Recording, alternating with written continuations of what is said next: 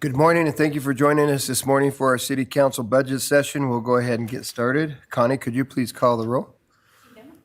Here. Lurick. Here. Mangan. Here. Mansfield. Here. Nichols. Here. Paulson. Here. Black. Here. Thank you. We'll move into agenda item number 2 is Park and Recreation Department. Ann Butler and Ann Butler, Parks and Recreation Director, and representatives from the following divisions will be present to give presentations. It's A through G, so I'm just going to leave it there, Ann. You can invite them up as you need them. Okay. Good morning, Mayor and Council. Ann Butler, Parks and Recreation Director. We have several presentations this morning, so we're going to bounce around a little bit. But I'm going to go ahead and get started with our Parks and Recreation Administration budget, and I've combined it with our summer productions since they're both administrative. So to get started, I just wanted to kind of point out the hierarchy of the Parks and Recreation Department and also note a change for you. So as you'll see in orange there under the Parks Division, we've actually added the cemetery in under one of our supervisors. It was a difficult position to have a supervisor at the cemetery that had some functions but not a ton of function. It was hard to fill. We felt like it was a better way to use our staff for labor at the cemetery, which also allowed us to combine a position, fund it through the Parks Department and the Cemetery Division, half and half. And so you will get to meet our new cemetery manager under our facilities and maintenance in the Parks Division here a little bit later. Everything else should look pretty familiar to you. The other change that was made is in the blue section in our recreation division. Between team sports and outdoor recreation, we used to have 2 positions in team sports. We've actually split that position, the recreation technician, between the 2 divisions just to get a little more help labor-wise. So, any questions about the hierarchy in general? Mr. Mayor, Yeah. if I may, and what does a recreation technician do? So they bounce between outdoor rec and team sports. So for example, she might be prepping fields for team sports or working with the division manager to set up tournaments, answer questions on the phone when he's gone. In outdoor recreation, she spent the winter prepping trails for the Nordic Center. Sometimes she's teaching a Nordic ski class. It's just a cross between the 2 positions, spearheaded by both of those managers. Second question, if I may. We no longer have a section at the cemetery then? Correct. We haven't had a sexton, I don't believe, 2 years? since the last. Since what's his name retired? Martin Pease. Yep. It's been more than 2 years. Since Martin, when Martin retired, we did not fill a sexton there. HR looked at the proposed hierarchy and loved it as well, just because it's a difficult position to slot on the market. And so this made a lot more sense for what we were doing. Okay. Projects administratively that we've handled this year, obviously the Idaho Central splash pad, which you all have an invitation to on your desk there for the grand opening, which will be Monday, June 10th at 5:15. We're excited about that. And we'll also be reopening Brooklands Playground on Monday as well. So we've also worked on with the Portneuf Health Trust on our Community Recreation Center expansion. That should be done in September. We're excited about that. It's a whole new facelift for that facility. The Ross Park slide, which is under construction currently, it should be done later this summer. We're excited about that. And then we are working on pickleball court construction. I think it's being paved today. Yep. So we probably will have it online in the next 4 to 6 weeks. Plans for the upcoming year for administration. Obviously, we'd like to continue improvements in phases at Hallowell Park. We are currently in process for the Prost plan with the assistance of the planning department. I've went ahead and listed kind of the goals that those align with, just so you have them. That should be done probably later this fall or winter. And then we are also going to continue identifying deferred maintenance issues and set up a plan for the long term for our department. Staffing in the administration, it's just myself and Kristen Davibacha, so there's only 2 of us. That's remained the same. Budget-wise, we left the personnel line at a 3% increase, so that may change slightly. And then you'll see that everything else was just at the 3% operating increase. I don't have any proposed increases for the administrative line. All right, is everybody okay if I move on to the summer productions? Yep. Okay. Summer productions is a small budget, approximately $10,000. We've run 6 summer concerts through the municipal band organization. Those will be held at Lookout Park, and they are provided the last Sunday in June and run for 6 weeks. So we're changing that from Ross Park to Lookout Park. Yes, Lookout Point. Lookout Yep. Point. Yep. Why are we doing that? It's been a very popular park. The band shell is aging. It's needing some more maintenance. We were having some shade issues. Granted, we're still going to have some shade issues at Lookout Point, but everyone was very excited about the shift and the change just to try something new. If it doesn't work, we can always move back to the band shell. Okay, I kind of like, I like Ross Park. I thought it was fun to go and sit sideways on a hill. The outcomes for next year are still the same 6 concerts, no major changes there. You can see the budget is about $2,000 for that estimate or revenue coming in for donations. That is just a guess on what we'll end up with. And then the budget itself is about $10,000. There are no people in this budget at all. And I don't have any proposed increases for that budget either. Any questions, council? All right, let's move on.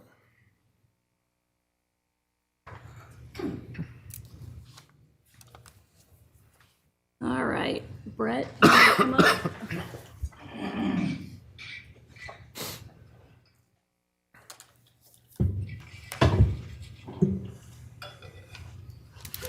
Right, you're a short timer, I hear. Yes, October 4th. in case you guys Too wanna bad. come. It's weird. This year, October 4th is just not going to happen. We're going to October 3 to October 5. So I'm 4th isn't going anywhere, so afraid of, we'll see you. We'll see you for a couple more years. Brett has been our park superintendent. How long have you worked for us? I worked for the Parks Department for 36 years. It's gonna be hard to replace. Started when he was 4. I was pretty young. That tan is very deep. That's right. That's right. Permanent now, I think. Permanent. That's probably true. So we'll just kind of go over, start with the Parks budget. FY #24 projects that we completed, upper Ross Park bathroom remodel. That's kind of been, had some issues with that. That's not completed yet, but we are working on it. Hallowell Park, we kind of re-roofed the whole locker room area. Got that completed for around $20,000. Some of the improvements, basically a full-on remodel of the locker room. Sheetrock, the new sheetrock in the ceiling, lighting, flooring, paint. It was much needed. OK Ward, like Ann talked about, the splash pad in Brooklyn's playground resurfacing. That'll be, in fact, we're laying sod out there today around the splash pad. All that's going to happen, like you said, next Monday will be the grand reopening, I guess, for that. I'm pretty excited about that project, especially the resurfacing was sorely needed. It's going to be an added attraction out there to an already busy park. We wanted to show you some pictures of Hallowell Park, just so if you haven't seen it, you understand the changes that were made with the money that you guys allocated last year. You should have put some before and afters. I have some, I just couldn't get them to fit on the screen very well, so you'll see that's the new roof, up and underside, and then those handrails were built custom in-house by our welder, so, and they are beautiful. So if you haven't been out to Hallowell Park, you need to see it, because there's a lot of improvements that have been made, and people are just smitten with them. And while we have that picture up, you notice the fencing that goes up and around the back of that. That's kind of one of the things we'd like to address next for FY25. It's on this list. But while that picture was up, I thought I'd take the time to kind of show you what I was talking about. At the top of at the back? Of the grandstand. Currently, it's just poles and chain link fence On the that left. have been painted over the years. And if you've ever tried to paint chain link fence, it's not a great. It's got to be pretty precise, don't you? Yeah, it's not fun. Or the opposite. Buy some paint jobs for people around the neighborhood, I guess. I don't know. The next picture is also of Hallowell, and there's a before and after so that you fully can grasp the crumbling of the stairs. It's a vast improvement, and it looks really nice. And then this last picture there is the sided locker room area on the backside. So that was an ugly cinder block prior. And what was cool was that was donated by somebody that saw us doing the renovations, and they donated all the material for that, which was a cool thing, Yeah, it so. turned out good for everybody. Was anything done on the interior of those locker rooms? Yeah, we did. That's what we did. The majority of that this winter, did full on remodel of it. Like I said, new lighting, new flooring, paint. Kind of ripped out some walls, moved some things around. It's really That's on the third base side. The first base line has not been done. yes.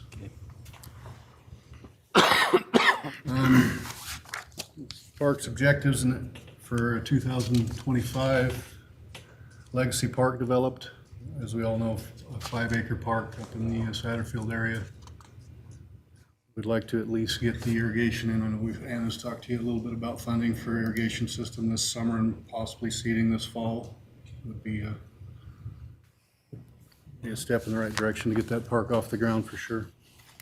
Mr. Mayor, Yes. what's the address of that park? I went looking for it I think it's last week, and I couldn't find it. 3580 Iron Bend or Iron Horse.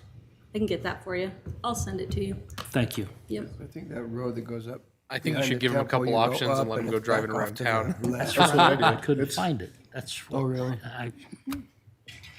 Yep. Okay. Hallowell restroom remodel, like you were talking. Maybe we was hoping to do the first base side and address some of the needs in the restroom areas. Just to upgrade and modernize the facility. It gets a lot of use between Legion High School and Gray's baseball out there. It's probably I would say the number one. There's more games on that field than any field in the state of Idaho. I feel pretty comfortable saying that. There's always something going on from as soon as the weather breaks till the end of August. And we'd also talked about the grandstand, that upper, when I pointed out in that picture, the upper railing and stuff around that. We'd like to kind of do that, and we can do that in-house at a lot of the work. It really turned out nice. If you haven't been out there to see it, hopefully we'll all be able to go to that Grays game, the City Grays game in July there. July, I think it's the 15th. Yeah, if you make a point, if you can get to it, go just to see some of the grandstand changes. And Mr. Mayor, Yes. he keeps using the word "we," so I presume you're going to stick around till these are done. Absolutely. That's right. Remember, I said October 4 isn't happening this year, and so he'll be here. For the next 15 years or so. Yeah. It's a new kind of leap year. He will work player, you know, for it's Parks. He'll work for Parks for 65 years before he can really retire. So. I did say we, didn't I? Mr. Mayor, Yes. before we move on to other details, I do just have a question about, is there a way that we quantify park usage? And obviously not like Hallowell Park, but like, Caldwell Park or Bonneville Park, like just people who go and use our green spaces. Staff could tell you which parks are used more than others based on what they're seeing. There's not a tracking mechanism for a park.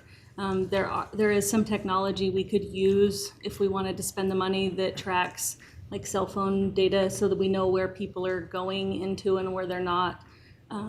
we could use that technology. We haven't currently. For our the Parks and Recreation plan, is there any discussion yet to do something like that? It probably will not. It'll probably compare us to other departments and kind of what we have and what they have and what we are missing. But it might tell us that we have too many parks compared to others, but it probably won't tell us which ones we would want to decrease. I would be interested if there's data, and I don't know how much the technology for cell phone usage costs or what have you, but I would just be interested in knowing like usage, because if there are certain parks, and I know we have ones that are busy, but if there are certain parks based on like usage statistics that just desperately need additional renovation, playground equipment, et cetera, but there are other parks that, you know, we see that go 3 to 4 weeks without having a single person on it, like that could, I think we could take a hard look about how we use those parks and where to invest that money and possibly repurposing other green spaces away from a park per se, but to another sort of facility in the Parks Department. Yeah, it's difficult. Pocket parks are harder for us to maintain, but they're also vital to the neighborhood that they sit within. And so you'd be hard pressed to not have some neighbors here saying, you know, we have little kids that use this area, and that's pretty difficult to have that conversation, but you're absolutely right. Well, and remember, council, that's the number one thing from our 2040 master plan was parks, and the community as a whole has said we need more. Though Ann might be right, there may be some that it would come back and say, yeah, you have too many. We have a community that's saying, we don't have enough. We need more. We want more, and keep it up. So. Well, and I guess I more am saying, you know, if we have those pocket parks, I'm sure there are some pocket parks that get frequent usage as they stand right now, which means we should look at, do we need to just upgrade the playground equipment? Is the, you know, the facilities nice? Are we mowing that at an appropriate rate? If there's a park though that's a neighborhood park that's only seeing 2 cell phones a day max for, you know, at this park, what kind of facility let's go around and ask the neighbors, do they want a basketball court? Do they want a pickleball court? Do they want wood playground equipment at one of those pocket parks? Like even just a small swing set, like what could we do? I agree. And it's not a sense of removing parks. It's let's find out the usage and then find out which ones are being underutilized and how we can make them more popular. Yeah. It makes sense. Mr. Mayor. Yes. I had a conversation with a constituent Friday about this topic, and his concern was we don't have enough ball fields. We got too many little parks. We're spending a lot of money maintaining, and I don't know how we quantify that stuff. No, I think from a ball field perspective, we have to look at fields that are utilized, programmed by us or programmed by someone else. And I still think we have a handful of fields out there that could be programmed or could be utilized more efficiently. I think And we have some green spaces that could. I've talked to a number of people, and what I get when it comes to ball fields and utilization of ball fields, we don't have, I mean, we've got a couple places where our ball fields are clustered, and so you can play. I mean, you got NOP that's got a number of ball fields. You got OK Ward Park that's got 4 softball fields, is that right? Mm-hmm. But you don't have some others, and when people go, well, Cotant Park in Chubbuck is the way to go. They've got 6 or 7 ball fields out there. When you start looking around Pocatello, we're kind of in a valley. We don't have a lot of space to clear out for 6 or 7 ball fields for tournaments, and so we've kind of got them scattered throughout, and I think that's what frustrates people as much as anything is. This, if I may follow up, this particular conversation concerned what's happening with Rainy Park and the Portland River Vision and how the use of that park is going to change. And that was a concern that we're giving up one of our ball fields. No, That field hasn't been used, really programmed for since men's fast pitch went away. I think Idaho State women might have played there one season, but That's the argument I used. It's not being used. and it's at that end of town as well, like the mayor said, that we do seem to be in the center of town around Hallowell. I think our smaller fields, we are more than adequate for the younger kids, softball. I think we're adequate there. Larger fields, full-size baseball fields like Hallowell, we're probably a little thin. We could probably use one. Yeah. I think Rainey, it's more about the historic. It's an older ball field. It's got some historical value to some people, and that's kind of what the heartburn is about it. The usage is not there. I have one travel ball team that's going to try to use it to practice on. They might try to have a game or two on it, but it's really not. It's not being used a ton. But that plan is a few years out anyway, and so we'll see how everything unfolds. So,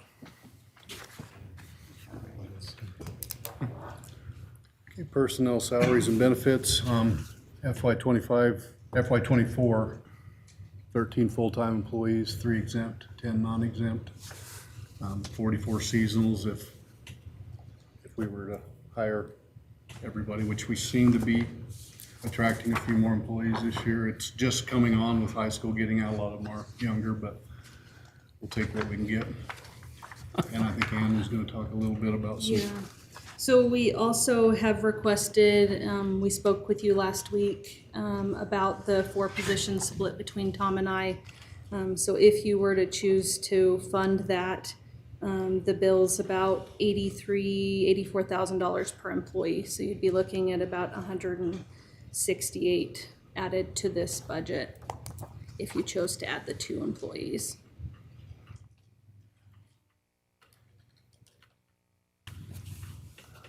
Next, revenue there, I know our revenue is pretty constant, doesn't change an awful lot. Shelter reservations and other donations and library green space is about it. Do I need to go over that again? No. I think we're good there. Expenditures, so personnel, like I said, was an estimate at 3%. Operations, so I have tasked all of the division managers, including Brett, in taking a look at our operations, the authorized expense versus the revenue that we have. And in most of Parks and Recreation, I can cover our ask with our revenue. This is not one of those places. We just don't see the revenue in the park system. But what we were doing is we're really offsetting, because we have not been able to fund our seasonal, it's been being used as operating money because we didn't have the staff. And so I am asking for a very significant increase to the operations line in parks. And I know that that hits the general fund, but we need to be able to say our seasonal dollars are so that we can hire the staff that we need to run our park system. And our operating money is to replace occasionally something instead of Band-Aid it for 5 or 6 years until it breaks. We need to be able to replace those items. Brent?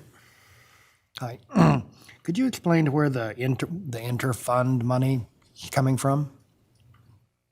Jean, would you like to explain that?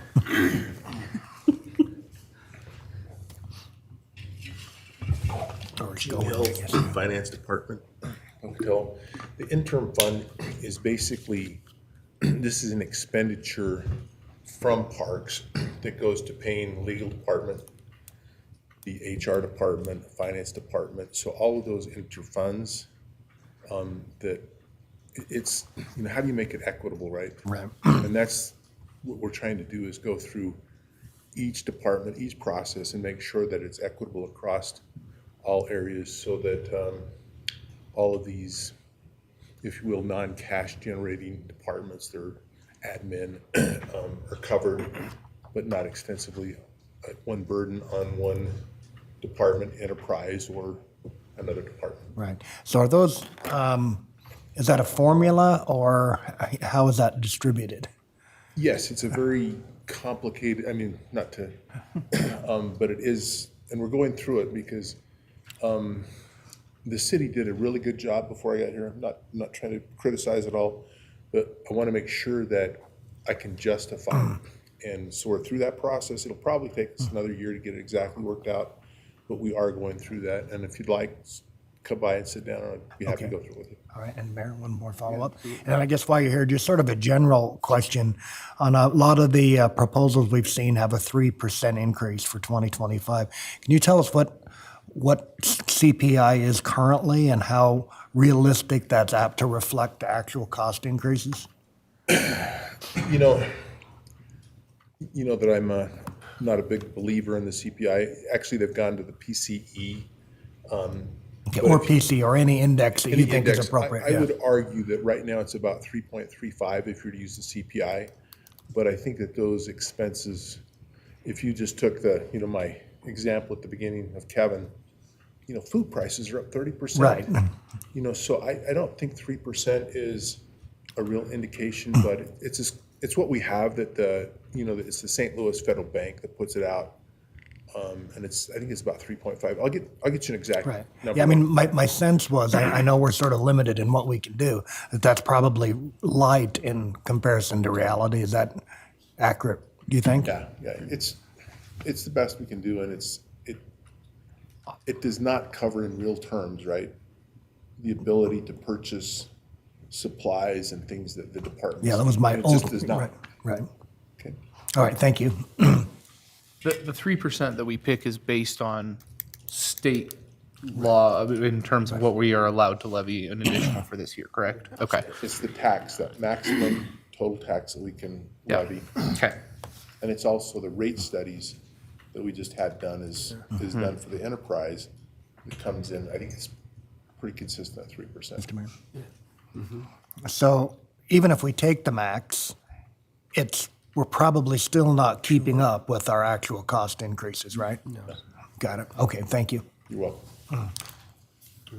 And council, so in parks, we've actually never funded parks, and they're not supposed to use salary savings to help run the operations, but we've not had really any kind of an option on that for the last probably 30 years, but we've had to use that. And so I've asked Dan this time, you'll see parks probably will be the one department that you see is above that 3% on a regular basis in most of our divisions, because we've just not funded parks the way we've needed to. We've added parks, we've added Greenway, we've added a bunch of things. We've just never added the dollars to help fund that. And so I've asked Ann to work with her department heads to work their budgets so that we can see what they believe is the actual budget that it's going to take to run the park system the way it's supposed to run. That way, they don't have to make a choice if they, do I hire these 4 people or do I wait because I have to operate, and we don't want to run into that, anymore if we don't have to. So you will see some higher than 3% in parks most of the time. Moving on to capital projects, we just have a little bit of money there. Yeah, we have, I think it started at 20,000 a year we put away for a 4 or 5 year program to buy a new gang mower every 4 or 5 years. Unfortunately, the cost of those, since we started doing that, it went up from about 80,000 to about 125,000, just like everything else, I suppose. We did recently, we did finally purchase one this spring. We were on the list, had it ordered for over 2 years, and got that in this spring, so that was nice. Love to keep that in there. Expenditures, Ann talked just a little bit about those, the extra asks. If we were to get fully staffed, we would need more of an operating budget. Some of our deferred maintenance, short-term goals, legacy park irrigation, Riverside Clubhouse replacement. I think Ann will probably talk about that on our golf course slides a little bit later. Regular playground replacement plan would be wonderful, where we could update some of them on a regular basis. Also, the Greenway trails, we are building more and more, which is wonderful, but we have not addressed repairs, regular repairs anyway. Hallowell Park, we'd love to continue out there with as many people as attend games out there. We'd love to keep that on the list of things. And then on below, some other projects, tree maintenance, which we did receive a a large grant to help with that, I think in some lower income areas of town. Golf course irrigation systems, which are both over 30 years old. Highland being probably closer to 40. And a skate park, either a lot of improvements to the existing ones or a new one, which I think would be well-deserved for a community this size. Yeah, Brent? Yeah, on the skate park topic, has there been any planning or design or any type of work to determine what we might need and how that might look and where it might be? Have we done anything at all yet? We have some general costs. I think it would need to be about a 10,000 square foot skate park. The holdoff for me has been considering the other opportunities in the community. I know the city of Chubbuck is looking at a very large all-wheels skate park. And so for me, if we can provide that in our community, then maybe we should look at repairing other things with our money. Not that it's not needed. I know that a skate park is needed, but I'm just trying to kind of figure out kind of the pushes and the pulls of what the community needs on the whole. I'm guessing it would be about $500,000 for a 10,000 square foot skate park, and it would be all concrete. I think a concern of mine would be for a location too. To me, Ross Park is not necessarily a great, there's very little residential around that area. So, I mean, my plan was to have, or my thoughts about a skate park would be kids could ride their skateboard to the skate park rather than having to be transported, I think. And I think some of the people on our Parks and Rec board share that same sentiment. I don't know the exact location, but I'm not sure Ross Park is where I would put it. We do have the space out there, which is nice, but. Okay, thank you. Linda? I wanted to ask about the tree maintenance. So you mentioned the tree grant that we got. Is this tree maintenance here, I mean, does it fit within that grant? Or are you talking about additional things think that are not part of the grant? we would use the grant through the next few years. But bottom line is, I also believe that the positions that we're asking for would help us make a dent in some of our tree maintenance in general. Many departments have an urban forestry division of their own, which we don't have. We're really relying on kind of the time. We're not getting, a tree may not get touched for 10 or 15 years, and it should, someone should come through that park annually and be able to trim and maintain. We just don't have the manpower for that. So I think it would also help us take care of some ongoing issues. Thank you. Questions about anything else? Any more questions? Stay here, we'll do golf. Okay. Thank you. We're gonna do golf next while I have Brett up here, so maybe.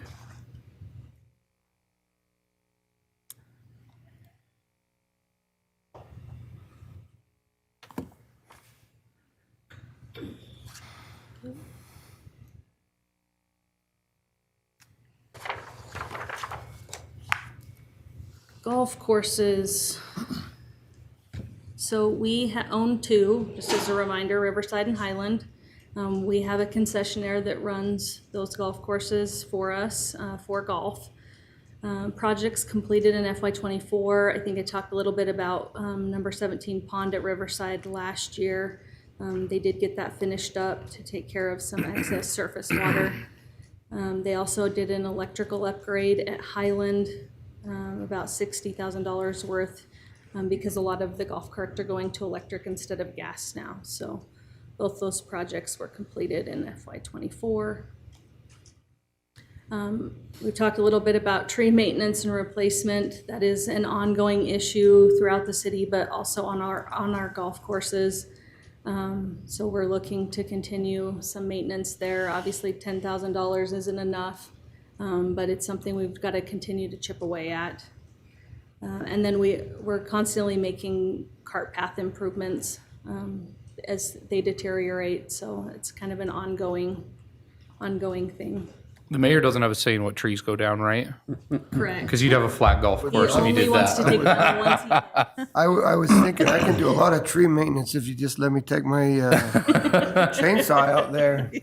I might need Brett to come in and grind up the stump, but other than that, I think, The ones on the left side are probably okay. The ones- yeah, the ones on the right ones on the right side, but the ones on the left side on one going back the other way, they're on the right, so All right, thanks for revenue, that, Brett. revenue coming in, we're projecting about 166,000. I think we exceeded that number last year, so they're doing pretty well that way. Expenditures. And yes. really quick, that revenue, is that our revenue from the concessionaire? Yes. Okay. Yep. There are no people in this budget, so we do have a capital improvement fund in essence, which is what this is. A little bit of operating, a little bit of money to stash away for some of our needs, which I'm going to talk a little bit about next. As you can see, that is the Riverside Clubhouse in your picture right there. It was initially a barn, which is why it looks like a barn. The replacement of that facility is probably coming due or will pass. We're starting to look at that along with the irrigation system that Brett has talked about prior. So something we're working on that we may be hitting you guys up on at some future date, but if you've been in that facility, you'll understand its condition is poor and we've maximized everything that we can out of it. Everything but the bale of hay that's still in the loft. Oh, I was up there a few years ago, and there's still one bale of hay up there. We're saving it. yep, Yeah. historical. The zoo might need some hay before long, so. It's our rainy day fund. There is a little bit of capital money there that's been rolling to save for the clubhouse, but that's about it for our golf courses. Thank you, Brett. Brett, a quick question for you with the Riverside Golf Course. It sounds to me like Highlands irrigation system is needed before Riverside's It irrigation is, yeah, system. it's older for sure. And But we have a lot of blowouts at Riverside. I Yeah, think that's I think that's been solved and taken care of. better, yeah. And so in your opinion, clubhouse or? Well, I think clubhouse would be the tops on everybody's list, I think, just the feedback I get. I get plenty of it out there. So. That's what I've heard is a clubhouse is I think definitely, so, yeah. I mean, definitely it's- needed. Definitely. So, I think Highland, with the, maybe that water department plan might be something to think about at that time, I guess. Yeah. If that ends up happening, which Okay. it sounds like it will. okay. Mr. Mayor, Yeah. do we know the differential in number of rounds played between the two courses? I'm sure they've got a breakdown. They present that at our golf advisory meeting every month, but I think it's more of a total. They just present it as a total rather than an individual course thing. Highland gets a little bit more play, though, I believe. I can get that for you. I know that they have that. Greg's told us that before. I haven't heard it for the last few years. So I know they have the rounds on each course. I'm just curious, knowing that, the country club is now sold out, Yeah. if that might be pushing more play in that end of town to Riverside than what it has been in the past. I think that you have had more play there, but how much more I couldn't tell you. We'll make sure we bring that as well in August. The Golf Advisory Board is set to come meet too. Good, thank you. Perfect. Thank you. Brett. Stacy, Richard.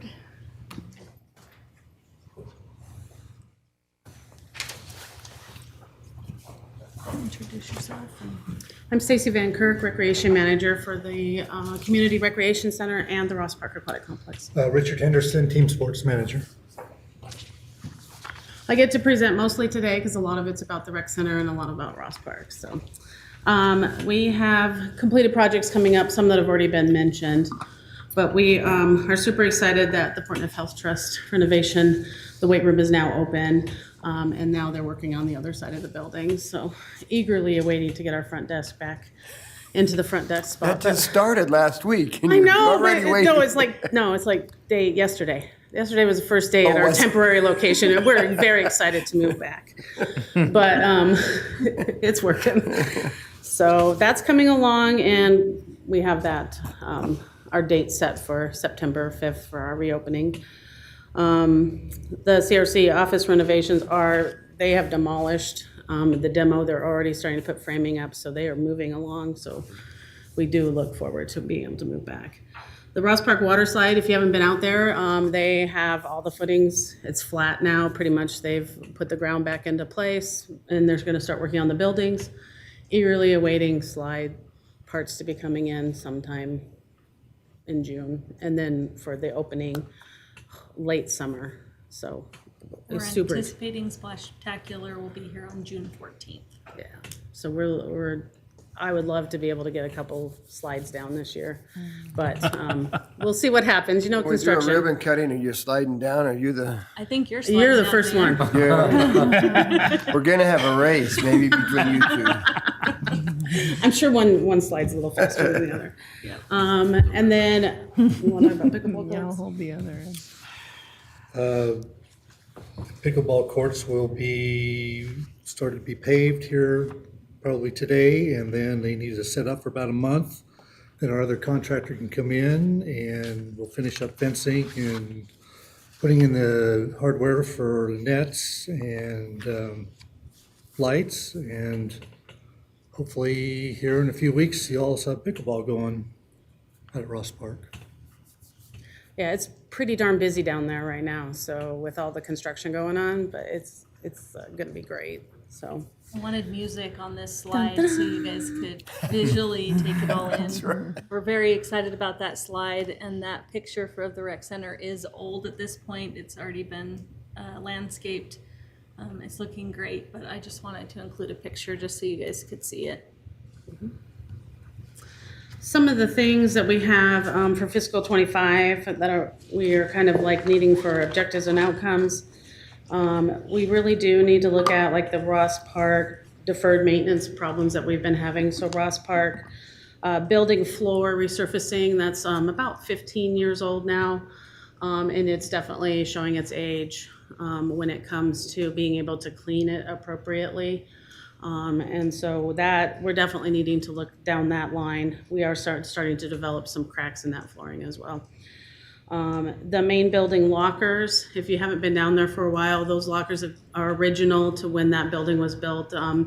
They're, I don't know, kind of a resin, not even resin, kind of a plasticky locker, probably not the best choice, but probably fiscally responsible at the time.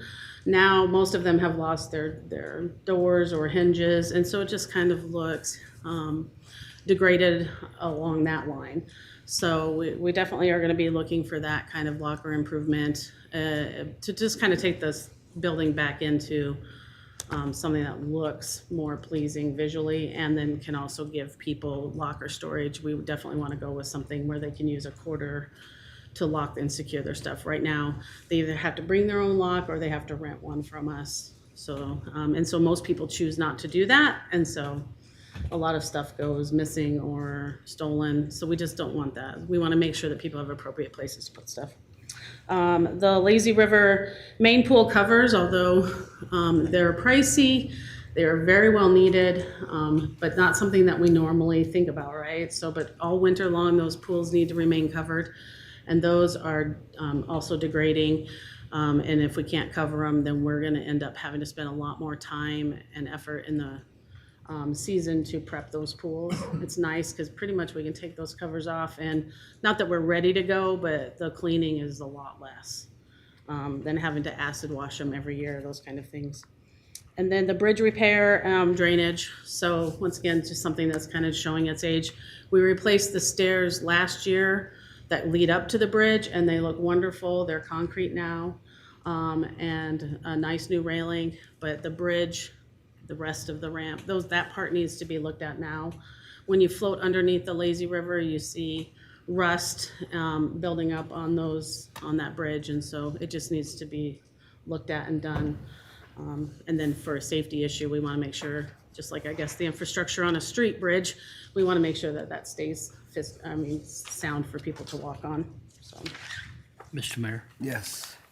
if I might, did we solve the roof leakage problems at that Yes. building? So we're not damaging equipment anymore? Yes, it's wonderful. The roofs are intact. In fact, I just had the roofer guy go up there. He was just in town and on the main building, and everything's secure, so. Good. And then the back one, it looks, from aerials, they still look terrific, so, thanks for asking about that one. Yeah, I believe the mayor helped us with that last spring, so got it taken care of. Right. Yeah, we've had a lot of maintenance issues that were emergency fixes in the park system for some reason, so.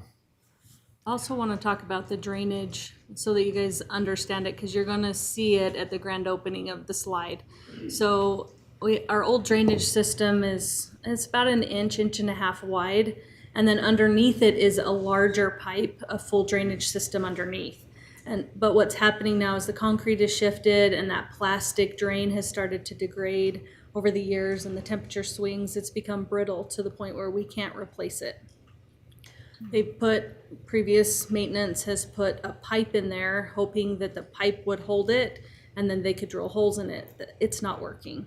So really the solution now is we had our slide contractor go in and camera the underground drainage system to verify that it's functional. It is. So the drainage repair would be they come in and cut out those drains with a concrete saw, for lack of better words, and put in about a 3-inch drain with a product that bends, because everywhere on that pool deck has a circle.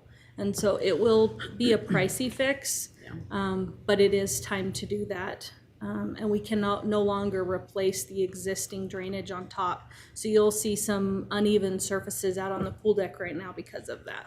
And we have had to put like some matting in places that we just feel need to have matting to cover up that part. Do we know what that costs? I mean, you say it's pricey, but do we know I what just got pricey means? a quote. It was about $228,000 to do the bridge and the drainage repair together during the winter. So the cost was a little higher because of the winter conditions. But it's difficult to get all of that done in the spring before we open. And so winter conditions are kind of going to be a requirement there. So this isn't something we can sleeve like we do our other pipes in our sewer and water system? No, it's built in between the two pieces. They'll have So we've to, actually dammed it off. yeah, they'll have to go in and cut out the concrete and build a wider drainage system. The product that they're planning to use actually has a piece that pops right off, so you could pull it off and you could clean out that drainage system and pop it back on. It's much wider. It shouldn't be near as brittle. Did you say 225? 228,000. 28? Yeah, Okay. but it had both the bridge and the drainage. I'd have to Bridge and- split those out. I think the bridge was about 35 of it. Okay. It's a lot of drainage. It's a big, It's Yeah. A big every campus drain, of it's every concrete. crease in the facility. Right. so, right. But the best part is the drainage system underneath is intact. And we're going to put the new drainage around the slide, so you'll see the new product this summer. Okay. On the next, we still have two more things, which are the three things actually. The CRC plumbing, we've come back year after year kind of mentioning that's an issue. It still is an issue. And so that's just a deferred thing that we keep putting off. We put Band-Aids on things that we can, but it's, really starting to become an issue. The men's shower drains are now where the women's were a few years ago for council people that have been here, is that several of them are occluded. So basically the P-traps are completely gone. And so we can't even run a snake down them anymore. And so we need to get that part fixed. And that requires cutting out, obviously, the concrete and the flooring, things like that. So, and then the CRC steam room floor renovations, that whole kind of area, it's got the 1-inch tile that's everywhere, that anywhere there's a locker room, there's 1-inch tile. it's starting to lose all of its grout, starting to pull up off walls.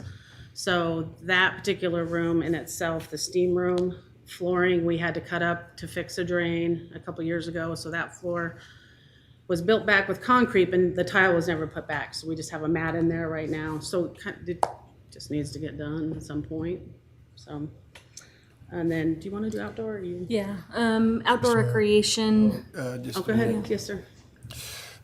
I've been in those locker rooms, and especially the men's anyway, and they're terrible. The men's toilet, it's toilet, not toilets, not facilities, just one space, and it's falling apart. And so I think we really need to do some work on that specifically, because it's not suitable for any two people to be in there at a time. And there's really no privacy around it. It's just not nice. It's not nice to look at. You can tell that it's original, like it was there with the building. There's rust all around it. It's the showers are starting to back up into the flooring of the shower. It's not a pretty picture at all. And so I think that really requires a lot of help. It'd be great to see some pictures of it, so that way the council can see and the people at home, that they can see exactly what we're looking at if that is the direction that we decide to go. I think that it just helps to be able to have a visual behind that. So we sat down in executive staff meeting with all the department heads, and we prioritized the list of things that needed repaired. And what we were hoping to do, and I'm sure we'll be talking about it more, is focus on maybe one facility at a time. And so executive staff chose to look at the Ross Park Aquatics Complex first because of the slide, with the caveat to add a plan. So have an architect come in the next fiscal year to look at the rec center and the areas that weren't renovated, and evaluate if we should change the design, if we need more fixtures, what should be replaced, all of those things, so that the following year we could come to you with a plan of attack with a cost. I know that still makes it a deferred thing for another year or two, but then it would give us an opportunity to take a look at that last third of the building, which is the expensive part. It's locker rooms, the sauna, the pool deck, and evaluate the space that we have and what would need done to make it match the rest of the building. The next slide is our personnel, salaries, benefits. You can see we're kind of a lean machine. We rely heavily on our seasonals. You can see from 23 to 24 and going into 25, we're really not asking for anything additional. Our recreation revenue is up here for you to see too. At 24, we are definitely going in the right direction. And with the 3% increase, we'll definitely get there with our revenues. The CRC revenue exceedingly exceeds the revenue projections. So to talk a little bit about what I told you earlier, is I asked Stacy to evaluate her revenue, because it felt like we were always coming back to you to amend at the end of the year the expense authority that we needed. And so this number is outdoor rec, team sports, the rec center, and Ross Park Aquatics Complex. But you'll see an increase there from 1.1 million to 1.3.5 million. And that's more than the 3%, because we're asking to offset that in authority on expenses. And Stacy has done a great job. We're asking for about $100K increased spending authority for the rec center and the pool, but we have that money in revenue to offset it, so it should be a wash. So here's the expenses that we're asking for as well. Like I said, we left personnel at the 3%, but you see a significant increase in operations and maintenance there. And that's what we're trying to offset with increases to revenue. Mr. Mayor, Yes. you said you have the revenue to offset that. Are you carrying that forward into the next fiscal year, or are you anticipating getting that money? We're projecting it. So every year, I call it an adjustment. We just haven't made a significant adjustment to our revenue projection and our expenses. So what's been happening is we've been driving revenue up way higher than what we're projecting, and our expenses have been way higher than what we were projecting. I'm trying to balance that again. So just to be clear, you're talking about fee increases? No, No. I'm saying we're bringing in more money than we're projecting in our revenue, enough to offset the increase in expenditures that we're asking for. So what you really need is the increased spending authority. Authority. Authority. Correct. Yep, I've Okay. increased both, and that's what I'm asking for today. Okay. Councilmember Mansfield. I know that we'll do a fee schedule later, but while we're sitting here, what's the anticipated changes to fees on the Ross Park Aquatic Center and the Community Rec Center? We already. There are really little, Look at that last We did bring Monday, that. we went over that, so we've got That's right, we those. did. We've got those, it's a matter of. They're flat, right? Wait, do we have any changes or? so we'll have to add the fee for the slide. Okay. It'll go- It used to be 3, we're projecting that to be 5, to just pay for the slide. I think there were just a few Few minor minor changes Okay. to some age groups that That's we right. hadn't moved for a while. Okay, Yep. It was pretty low, except, Yeah. what was it, women's team sports, I think was the increase? Yeah, that increased, that percentage Yes, wise that went was up just quite a one bit. change in our team Yeah. sports, but on the whole, it's still very affordable to come to the Yeah. community rec center or the Ross Park pool for the day. So the fees that we kind of adjust, that like we'll do by costume fee, as those costume fees rise, we have to raise our, what we take in, and so that offset each other. So that stuff that doesn't come into the fee schedule, we just adjust that as needed. So they used to be like 35, now we're spending like $50 a costume. If you're a dad of a dancer or a mom of a dancer, you know that us paying $50 for a costume is really, really cheap. If you go to a regular dance place, you're gonna pay $200 to $300 for a costume for a recital. So we keep ours really affordable and cute, but, you know, That $200 to $300 is like 1980 yeah. prices. I'm just gonna throw that out there. But really affordable for people. My son was a gymnast Yeah, there you go. and it was $1,500 for every outfit that he had to do gymnastics in. And he was a male. The females were $2,500 to $3,000 an outfit. So that $50, that's a steal, so. Right. So those are the fees that we adjust, like swim diapers. As they go up, we have to raise the fee, what we charge at the door, so. Councilmember Cheatham? I think this is a budgeting question, perhaps more for Gene. The several divisions within Parks and Recreation, are all of those budget lines individual and must be maintained as individual line items? Or does money potentially move around in those various items? I think that within each fund, right, we can move, they can spend where they need to adjust on line items, as long as it stays within the same fund. And so Ann would just need to have the general authority over the fund, and then she can move it. We have several divisions within Fund 4. So the rec center is its own division, Ross Park Aquatics Complex is its own division, team sports, outdoor rec, the zoo, all of those things are in Fund 4. And they all have their own lines that they're tracking to keep those whole, but on the whole, they all fit under Fund 4. Okay.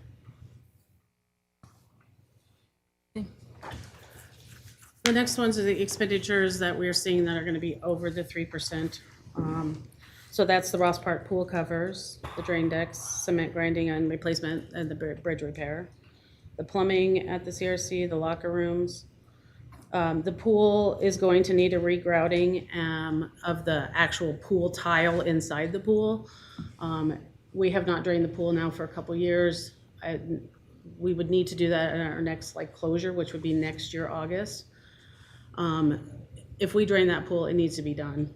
Because we're gonna kind of see the same thing. That tile's gonna start falling off, and now we're looking at a major expense. The air handling system, we still, I know, Corey, you know, it's very, very humid. We can't really control that within the pool area. But we manage, so, you know, that is not one of those things that becomes top priority. There are many things I think need to go above air handling.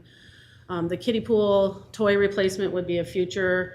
It's definitely showing its age, the color. It would just, there's so many new things that we could offer in the kiddie pool that would like take us up another step, so. Let you speak. I didn't know if you wanted to do it. Yeah, we just decided to provide a list as examples of things that need replaced as part of our deferred maintenance. So there were a few other items for outdoor recreation listed at the bottom. They're looking to make some Nordic Center shop updates and some expansion of some trailheads. Mr. Mayor, Yes. I have real concern about that air handling system. Lack of that is what forced the closure of the Blackfoot pool. Yeah. The humidity got into the substructure, into the insulation, and that really concerns me about the long-term life of that building if we don't make sure that that system is dehumidifying as much as possible. One thing going for us is we don't have the same bubble structure that Blackfoot had. I mean, we do have a metal roof, and some wood. But yes, we do get condensation, so I agree. I mean, it's definitely something that could deteriorate faster just because of the humidity. Now, what it is, the things that we put in there, whatever we store on deck, that stuff deteriorates a lot faster. Anything metal, cages, things like that, because of the humidity. So as I'm looking at this, is that included in that 103,000 for the CRC steam room and sauna and stuff like that? Or do we have an expense for that? Do you have a cost for that, what that's gonna take? I believe, Many years ago, we were told it was $100,000 fix. So why don't you get us an actual number with these? You've got, this is what we need, I think, but Yeah. we can't just say, okay, let's do this without a number. We probably need to have numbers, and so if you would get numbers for us so that we can actually consider it. Right now, it might be a pipe dream, but that's all it is, and we can't even talk about it because we don't have numbers. Yeah.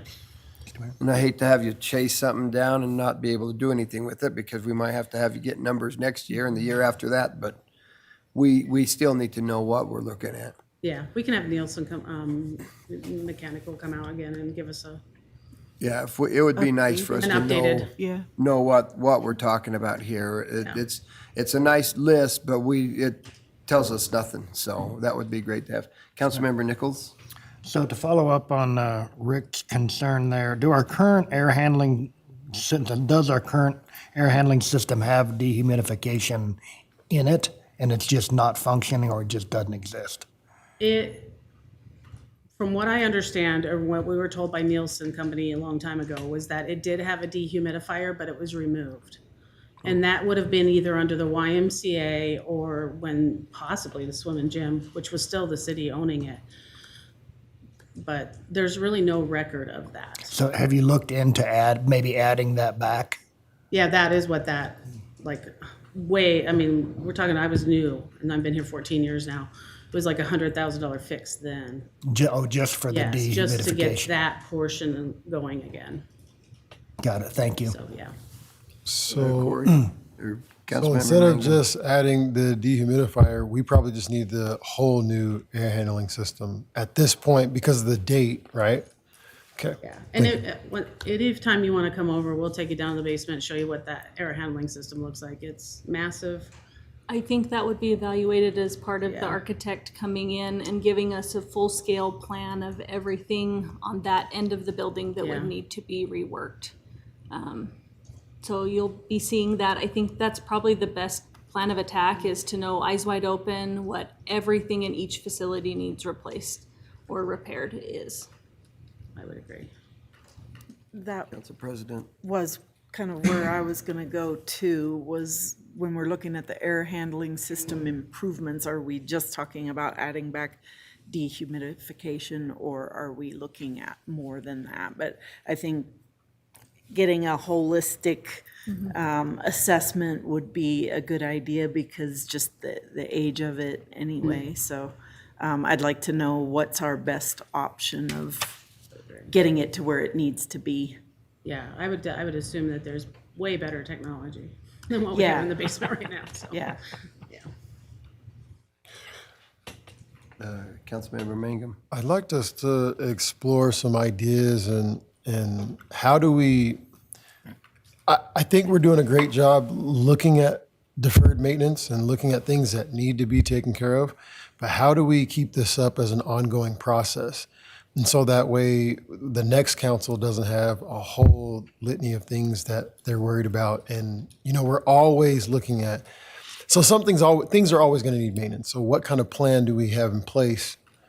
Is it an annual thing, a monthly thing, every other year? Like, how do we make sure that we stay on top of that? So that way it's not this huge budget ask every single budget session.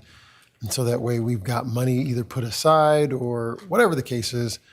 So that way we can stay ahead of maintaining things. It'd be great for us to just have nice stuff, and keep up with nice stuff. Gene, it looked like you were going to say something. I think there's a couple ways that we're gonna bring a couple of things to council.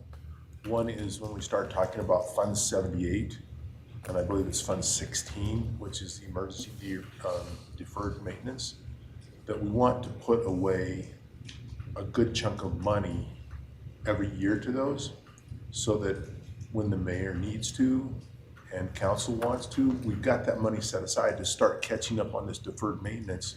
So once it's identified, we get it kind of on a 5-year plan instead of just, hell, the sky's falling, excuse my language, but it's just kind of ad hoc. We want to make this plan, and we want to know what it is and get that going. So I think that working with Ann, we'll have this in a 5-year plan and where we'll be able to pay for it.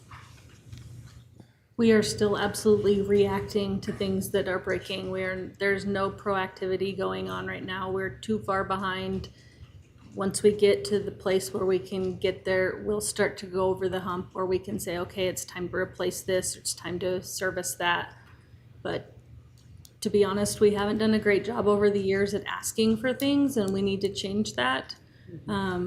Or communicating what our needs were, and so we have been traditionally underfunded, and we've just got to do better. We will do better. It's getting better, but you got to start, and we're just getting in the starting blocks. I mean, your kids understand starting blocks. I don't know if you do, but your kids understand starting blocks. That's where we are. Councilmember Nichols. Do you have a sense of how long it takes us to get up to that top? It depends on how much money you have. I think until we can start knocking off some of the big things, the rec center and the pool, probably some tree issues. Like I said, the clubhouse and the irrigation systems are massive projects as well. I don't have a great time frame. Probably the rest of my career is what I would say. I think the main thing is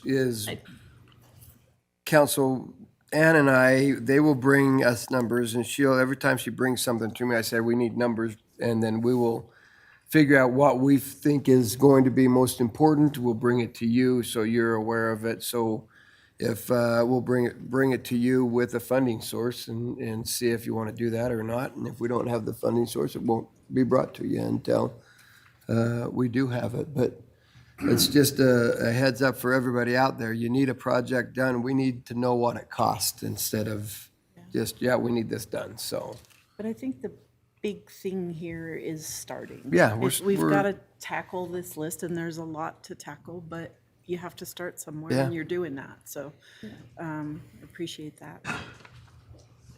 Thanks, guys.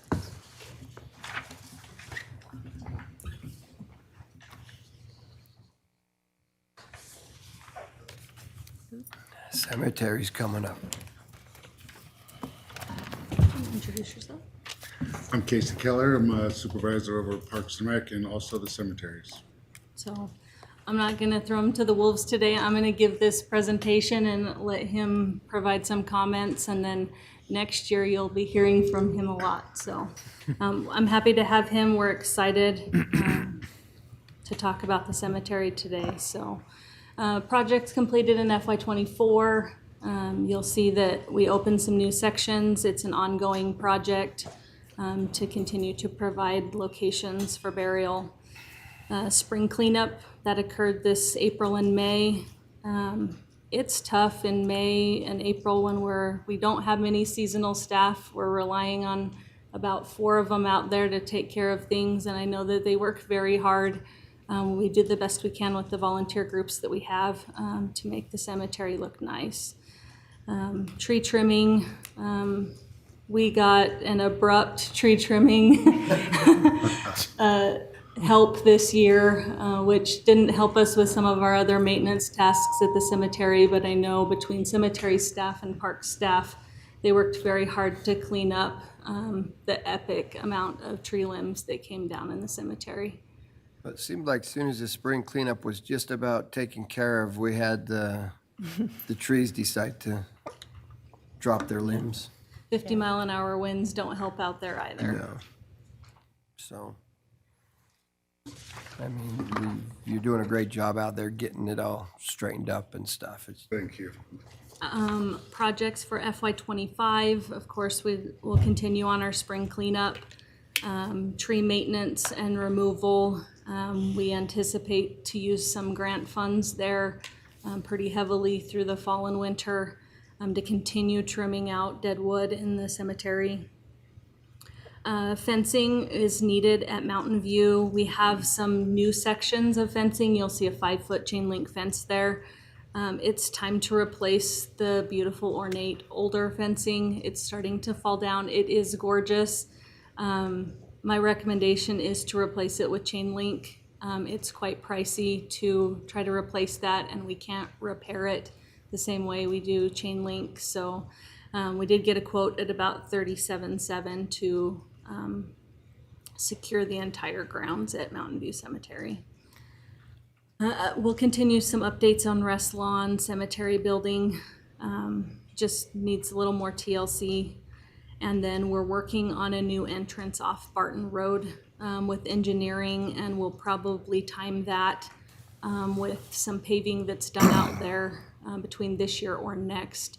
I know the water department's going to do a water line project in the cemetery as well, so it might be timed with that one instead of this spring when they pave roads. Mr. Mayor, Yes. speaking of water, I've seen a lot of comments on social media about dead grass at the cemetery. Do we have an irrigation system problem out there? The older section is all manual up until about 35, then it turns into electronic. And we just have one lady that comes through and turns on those sprinklers manually with an insert.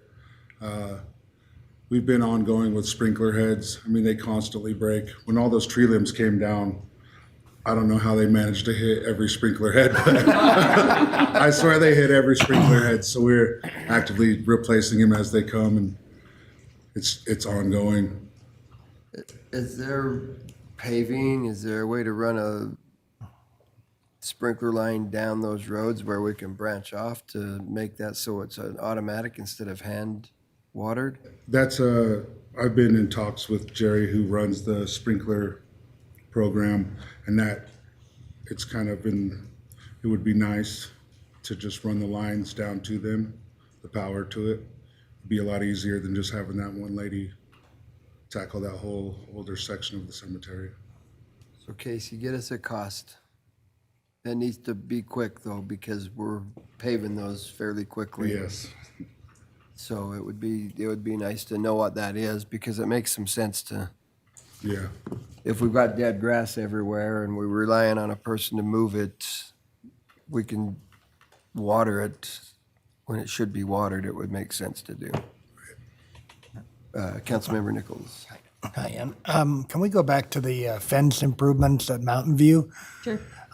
So what do we have there now? We have a historic cast iron type fencing, correct? It's a 3 to 4 foot fence, and it's wrought iron. Right. And as they get hit or bumped by cars or other vehicles, or they're just it's many sections aren't standing very well anymore. They're Okay. starting to sag. So to me, when you look at the newer section of chain link, the southern end of the cemetery, that's what you would replace it with. Right. So do you have an idea of the age of it?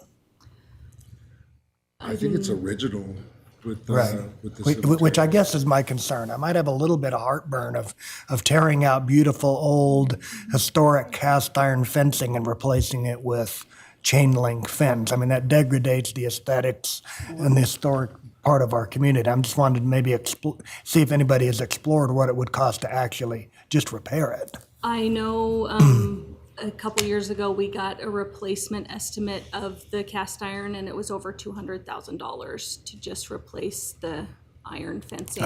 As opposed to what for chain link? 37,000. 37,000, Yeah. okay. I did check with planning and the historical value to Right. verify if the fencing was included, and they said no, it wasn't. Of course, we'd like to leave the decorative gates. There's some pillars there with the gates. We would run fencing up to those and leave those. But the sections of, it's not even, you could probably climb over it without any trouble. It's not securing the cemetery at all at this point. It's 3 feet tall, maybe. Yeah, Council President? I was thinking the same thing. It's painful to me to lose the old fencing. I absolutely love it. But I walk down Fifth all the time and look at that fencing, and unfortunately, I mean, in addition to the just sort of degradation and the sagging and everything, a lot of people hit it too. So there's like some real damaged parts, and it's a shame. I understand the cost difference that you're talking about, but it is a big part of the beauty and the aesthetic of that. Why don't we, well, you know what, I'm kind of thinking two different things right here going through my mind. Do we really have to secure the cemetery? That was Yeah, my question. I'm not sure that we do. We have cemeteries all over the country that don't have fencing and security around it. Do we really have to secure the cemetery? Restlawn isn't secured, is it? No. No, there's no fencing or I gate. go to Yeah. any other city, I'm thinking Salt Lake City, and I wander around, drive around Salt Lake City, and I don't see fencing or security around any of them. I'm wondering why we're securing. It's not keeping the rock trucks Yeah, out. it's, No. yeah, no, it's not keeping rock trucks out for sure. I think it's But- just decorative. But I'm also thinking if we're concerned about that iron fence, I don't, and maybe it's just me, I don't know, I don't pay attention to it, I don't even see that iron fence. And it sounds like a lot of other drivers don't see it and they're backing into it and running into it. But what if we took that iron fence, because it is a value to us, and maybe put it around somewhere else in the cemetery where the building is out there, and Like salvage some of it. yeah, and salvage some of it use so it that somewhere. you can at least have that. But I'm still trying to figure out, do we really need to secure the cemetery? Well, we secure lots of other facilities. I mean, to have a closure like this winter when we had the snows, the trees that came down, without some fencing, there would have been no way to keep people out of that area. And we had trees coming down on top of trees at that point. But I think if we secure the entrances, because people I don't think they're going to walk down Fifth Street to get into the cemetery. They're going to drive in to find. I think if we secure the entrances, as you've suggested with those gates, I don't think know. I it's, think it's something to consider anyway. Well, just to the point though, like I could park on South Fifth and walk to whichever site if that's the concern about closures and if that's something we have to do regularly. you It's could, also a but would fairly you? quick road, and if you had someone, they could be in the cemetery driving through that pretty quick. Maybe the fence would deter it. And the fence isn't gonna stop a car if somebody's gonna drive through there and do some damage. The fence isn't gonna stop a car. Mr. Mayor. I don't know, something to think about, Councilmember We've Cheatham. heard several times how great our welding department is and what a great job they do.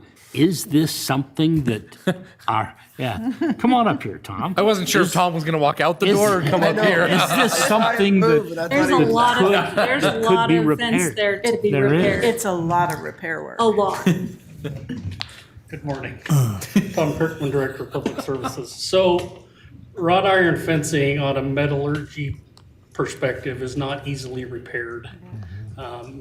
a lot of times what ends up happening is it gets brazed because the expansion rate of the cast iron is so much different than the welding process that to weld cast iron, you have to heat it up, then you have to weld it, then you have to peen it, and you have to preheat it, post-heat it. It's kind of a nightmare. So, in other words, your welder just had cold shivers run down his spine wherever he's at. Yeah, because it would probably be me that would do it. It's very difficult. Most people, when they do wrought iron repairs, they just like bolt or rivet a bracket to it. Or JB Because Weld. the weld won't really hold.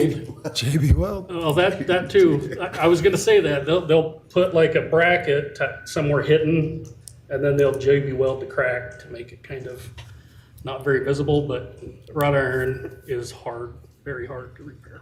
And this is a lot. And for Nichols. So is the fencing cast or is it forged? Because there's a big difference, right? Exactly. I don't know. As old as it is, it might be cast, but it could be forged. And if it's forged, it would be easier to It repair. would be easier to weld if it's forged, but the way they forged back in the day was very dirty, and I Okay. think you would have similar issues. It wasn't as refined of a process, and so you had a lot of contaminants in it. And the old forgings, they threw kind of the kitchen sink in, literally, right? They'd throw some gas, they'd throw some iron, they'd throw some steel. So we would just need to get a section and try and repair it. But in my experience, I've welded wrought iron fence together and it doesn't work out so well. I think I'm more interested in relocating that fence and or not securing that cemetery. We At can look at all, other but- options as well.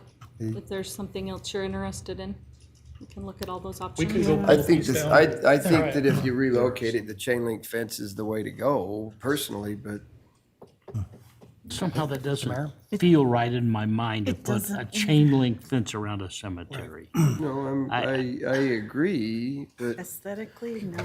aesthetically, I think it looks better with nothing. Yeah. Quite I frankly. agree.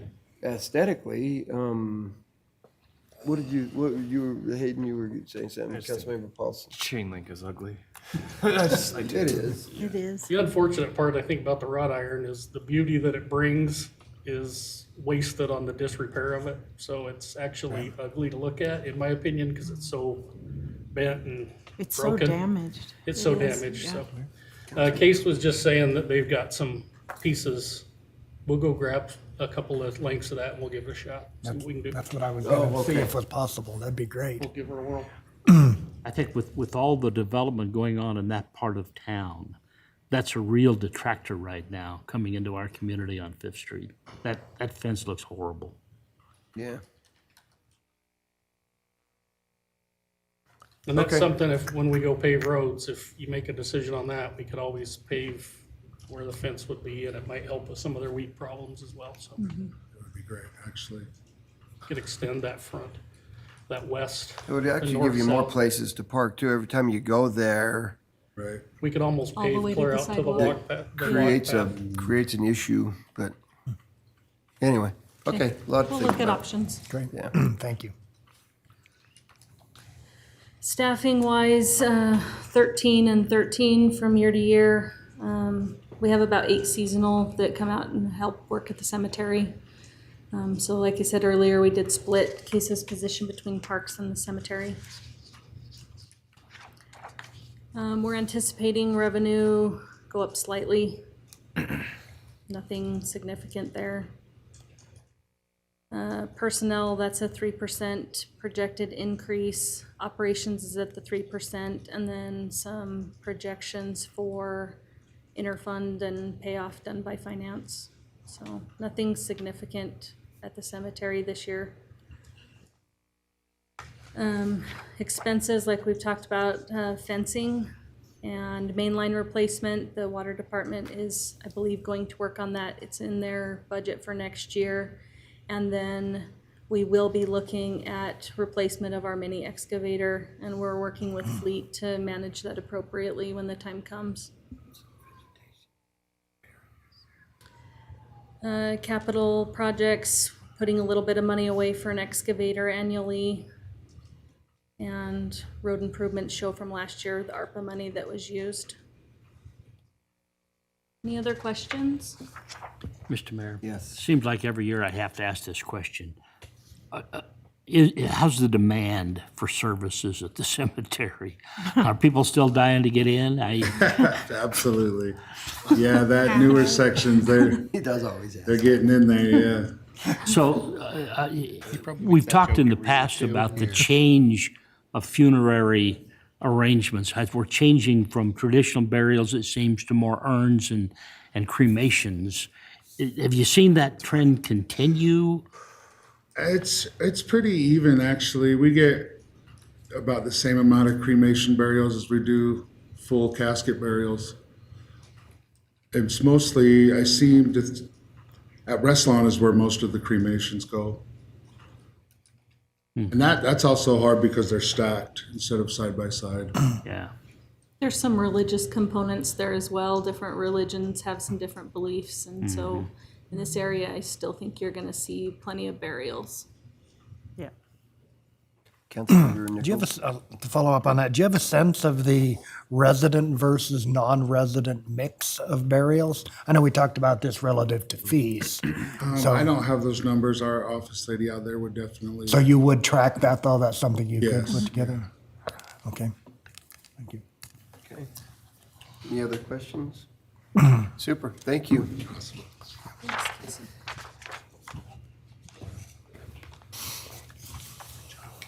Last but not least, the zoo.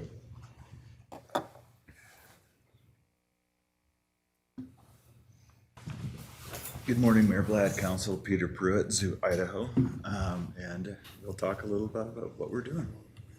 Welcome back. So when we look at our completed projects for FY24, the first two really is concerning the pathways that we've put in behind the gift shop. And we've had multiple events within the last year, and that's turned into a really wonderful space for events. The flow was fantastic. Saturday, we had our annual Connections Credit Union Free Day. Connections put up 2 pop-up tents right behind the zoo on that path, and we ran over 4,500 people through the event, and there was absolutely no bottlenecks. The flow was fantastic, and it's been a really great addition within the zoo, so we're excited to really start utilizing that with more events. We are still ongoing with our relationships and resilience at Zoo Idaho, partnership with the ISU Department of Counseling. They were able to write and receive a small grant for this upcoming semester, which will pay for some training supplies for the grad students and such, and we're hoping that can expand where that grant can help fund moving us and the program out into the community, and we can start bringing in our goal initially is to work with middle school kids who are bullied and such within the community, and we're hoping that we can expand that out soon enough. And I do want to give a little bit of update with our wetlands and our trumpeter swan conservation project. We are rounding up 20 trumpeter swans June 28th by 10 a.m. and driving them over to Summer Lake Wildlife Refuge just south of Bend, Oregon, to release them. So this will be the first captive bred swans that we'll be releasing into Oregon, which is, I mean, it's great trying to bring 20 swans in from 9 different facilities, and dealing with avian influenza the last 2 years has made it a little bit difficult, but it'll be awesome to see those out. And we're also yesterday just started communicating with the Oregon Zoo. They're looking at designing and developing a wetland facility for a soft release site for trumpeter swans as well. This has been, we're the first zoo that kind of did this. So we've learned what works, what doesn't work, and hopefully we can work with the Oregon Zoo and get their facility up and running quicker than ours. Projects that we're looking at, we are looking at the upper level path replacement. That's the path that runs along the bench where you can look down into the elk yard and the Bighorn Shipyard. That has, I'm not sure how old that path is, but I think it's quite old. There's multiple patches running through it. Tree roots have pushed it up and really made it not a good path, we'll say. We're also in the process of redesigning and renovating the viewing area up by in the wetlands. This is off of a Idaho Community Foundation grant that our maintenance technician and I have just started. We'll be putting in 2 shade structures up there. And we're also partnering with Portneuf Valley Partners on ways that we can display our local artists within the community there at the zoo. So once the viewing area is renovated, that path will really look like an eyesore. And since that is a grant-based project, we're working on that first, and when that's done, we'll move over into a new badger exhibit. The Zoo Society was gracious enough to donate last year $15,000 for a new badger exhibit. We just haven't had time to start that project, but we will hopefully be able to start it in August. And that exhibit will go right across from the coyote exhibit. What we're hoping to do is we're right on top of a basalt bench, and we want to dig down and actually sink the fencing into the basalt, and then we'll wish our badger good luck on trying to dig through that. And we're also in the process of developing a black bear capital campaign. I tried to hit it hard in the spring, but as the summer and the season opens up, my time is spent elsewhere. So we're putting little tiny pieces together right now, but in the fall, we really hope that we can start that campaign, and it'll start off as a silent phase where we'll work within the community and look at raising at least half of those funds. And that exhibit will also go up on top between the coyote and grizzly bear exhibit, but it'll be on the north end of the pathway. And we hope to redo that path in the same process where we turn it into a loop with some rest areas and benches between black bear and grizzly. The black bear exhibit will also include multiple public restrooms. We don't have those up top yet. How big of an enclosure will this be? It will be significantly larger. It won't be, so the grizzly bear is 2/3 of an acre. It won't be as big as that. It'll probably be closer to a half acre. And since it's up top on basically the sagebrush step, and with the basalt, we won't have opportunities to really put trees in there, but we will build multiple. I think we've got in our initial plan 3 climbing and shade structures in that exhibit, and a pool with running water and all that. So Thank you. this is our staff. We've got 7 staff outside of me, and I make 8, with 4 zookeepers, 1 education curator, 1 maintenance technician, and then we have 2 variable hour zookeepers, which has been, they've been wonderful, and it's great to be able to actually pay them. And they've helped us quite a bit. And we have 3 seasonal staff. We'll bring in 2 gift shop attendants and 1 education assistant. When we look at our revenue, last year was the first time that we exceeded our projected admissions revenue, which has been fantastic. So people are using the zoo, and Saturday's free day is a great example where we had 40, that was the second highest we've had for the free day. We've also, last year, the Portneuf Medical rented the zoo for an entire day, and they had such a great time that they've rented the zoo again for this August. We've also increased after-hour zoo rentals significantly. So there is a trend of the community using our zoo more than just during operating hours, and our Zoo Society has flown past 300 family memberships sold this year. In the 10 years I've been here, it's always been hovering around 200. So we've definitely got some momentum going on us right now as well. Councilmember Mangum. Back to the topic of expenditures and expenses. I believe it was last year we had talked about medical staff, having a veterinarian like assisting or working with you? Yeah, Is that they're- outsourced or is that? Well, we contract with Alpine Animal Hospital. They come in every Tuesday, and with the contract,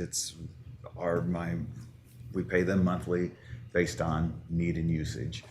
It would be wonderful if we could work on an agreement with the animal shelter and have a permanent full-time veterinary that works with both, because I mean, we're across the parking lot. And so, that would be something to consider as well.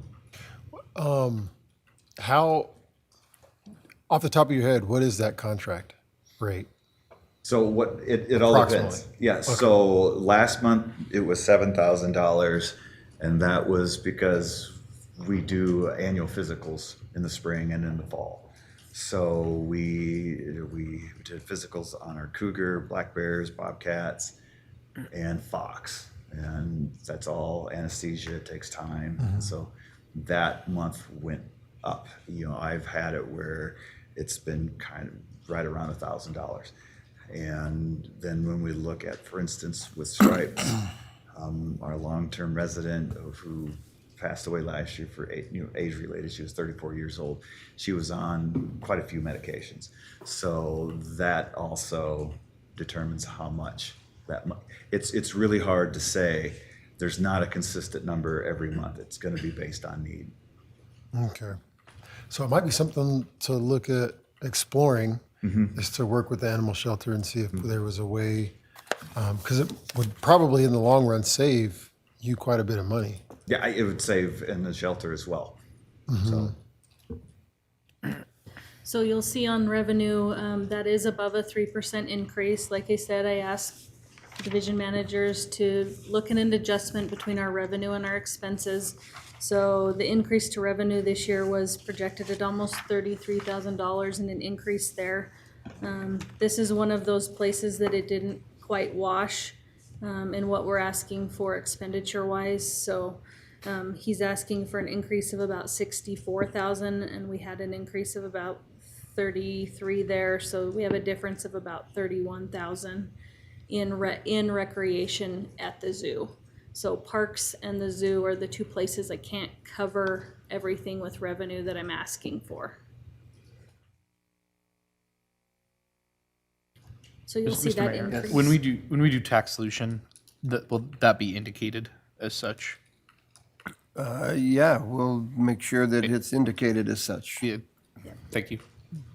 So you'll see that in the operations line there, the increase that we were asking for, and the rest is in payoffs, interfund charges, and capital improvements all staying pretty similar to where they've been in the past. And with the capital improvement line, when we first put that in shortly after I got here, that was going to be one of those things that anything that we didn't use within that line would roll over and for the next year. And the goal was to really use that for path repairs, but we've been hit really hard with budget and operating costs. So I've never been able to really truly roll that over. So we have tried to put in a system where we can plan on future repairs. Expenditures over our proposed 3%. It's been fantastic. We can take that roof repair out.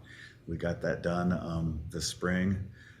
So that's been, we're all happy on that one. That was for our education office building and our zookeeper building down below. Pathway improvements, that's going to be an ongoing project.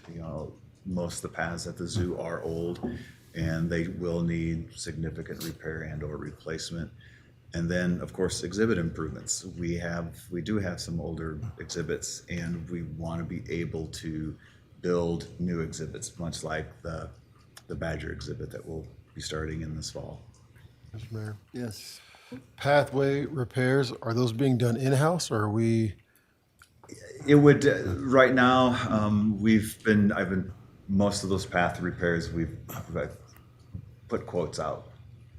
Went outside of the city for those. So We need to have an outside quote for that.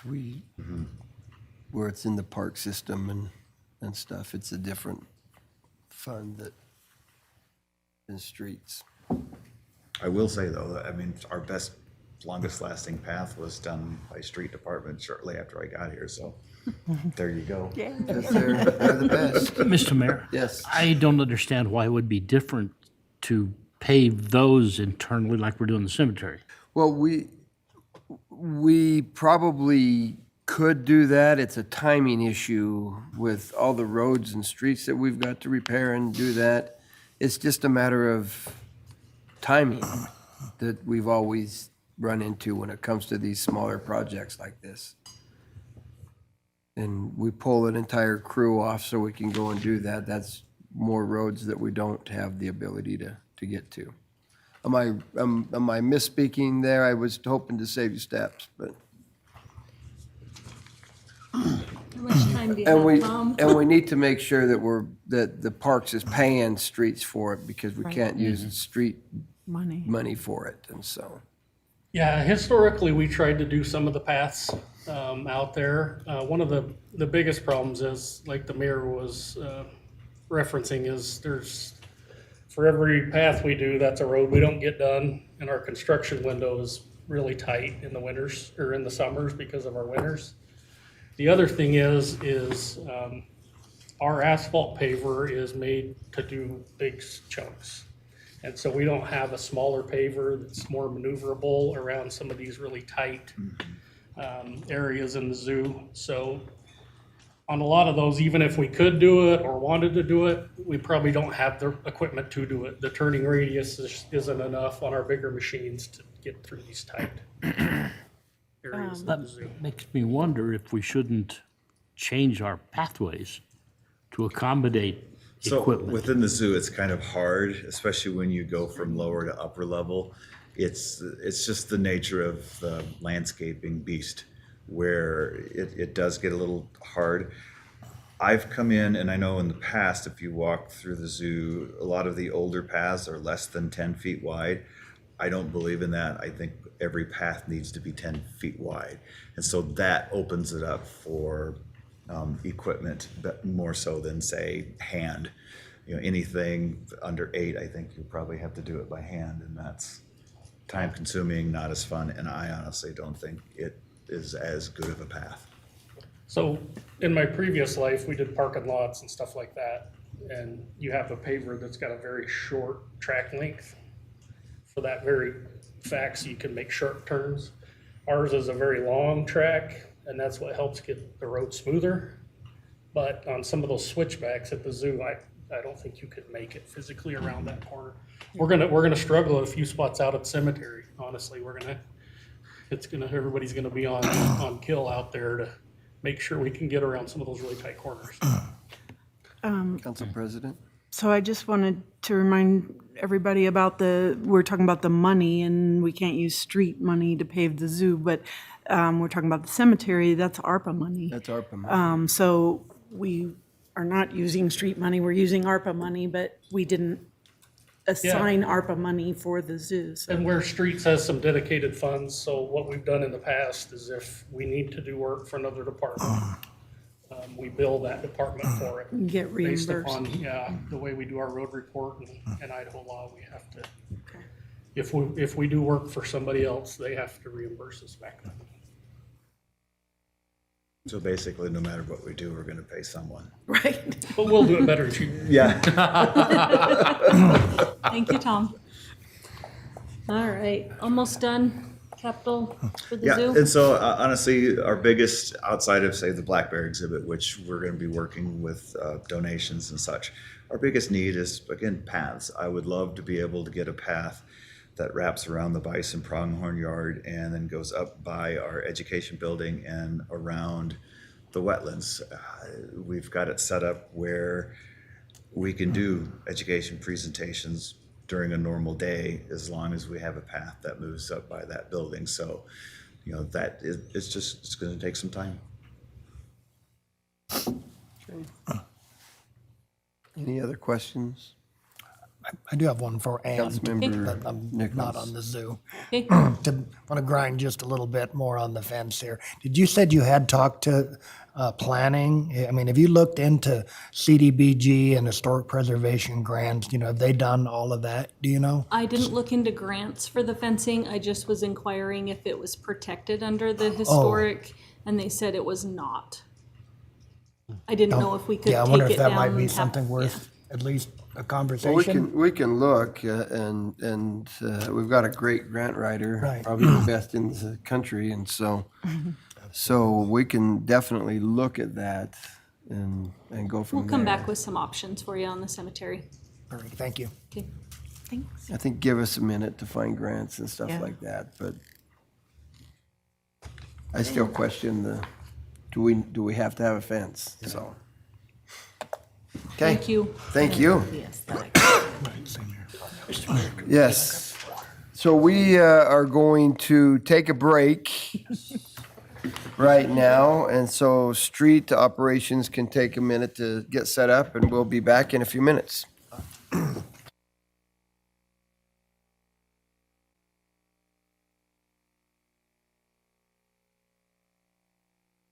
Good morning. Thank you for joining us after our break. We'll go ahead and get started with our city council budget session.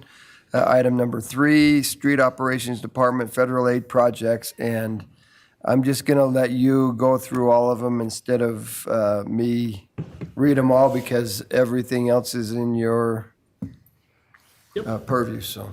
Awesome. Well, good morning, Mayor and Council. Tom Kirkman, Director of Public Services. We'll try and make this short for you. Buzz through these pretty quick. If I'm going too fast, holler. So we've got some of our completed projects that we're working on. We're really proud about our pavement management program. We've got our road condition up into what is considered very good condition on the national stage.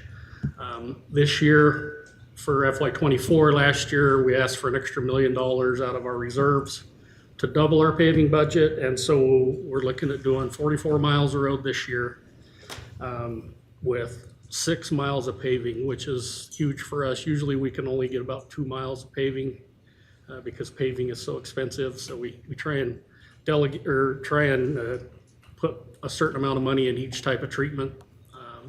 So we're really excited for this year to see what that extra paving money goes and does to our network. So we're excited about that. Tom, just a minute.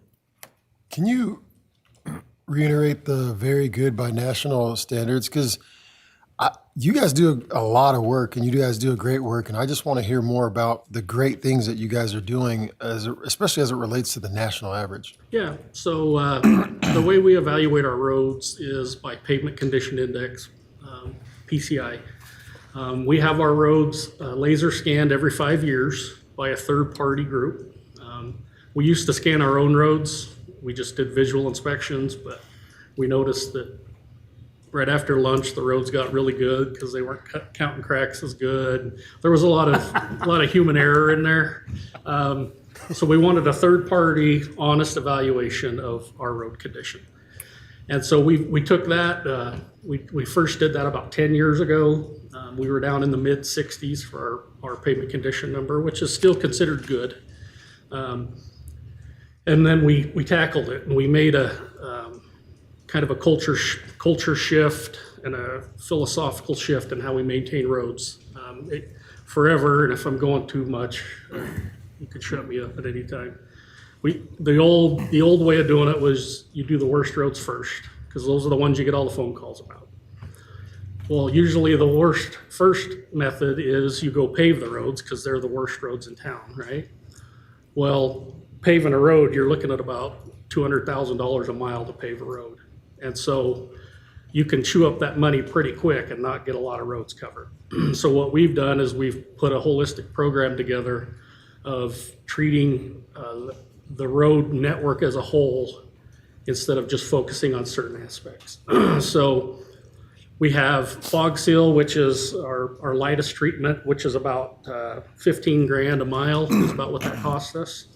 And what that does is it's on the roads that are about a mid 70s to 100 PCI. So what really causes deterioration of your roads is the UV light burns the oil out, and then the water washes the oil out. And so over time, the roads are meant to be somewhat flexible to move around with our winter conditions and just the natural movement of the earth. So what we do on that light treatment is we go to these nice roads and we put this oil back on. It's a sprayed on application that regenerates, it rejuvenates, and puts oil back in that's been stripped away. We'll do that every 4 years on a road. Even though we add oil to it, every 4 years, it still deteriorates other ways due to vehicle traffic and all that. Well, once we've got that road down into the mid 70s to the high 50s, then we move into what's called a micro seal.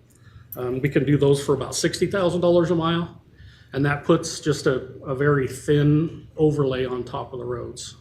That's the only thing that we don't do in-house. We contract that out. So you can see as we start doing more in-depth treatments, the costs start going up. So that's about $60,000 a mile. We're looking at doing 17 miles of micro this year, 21 miles of fog. And then paving is when the roads have deteriorated to the point where we can't put any of these other treatments on.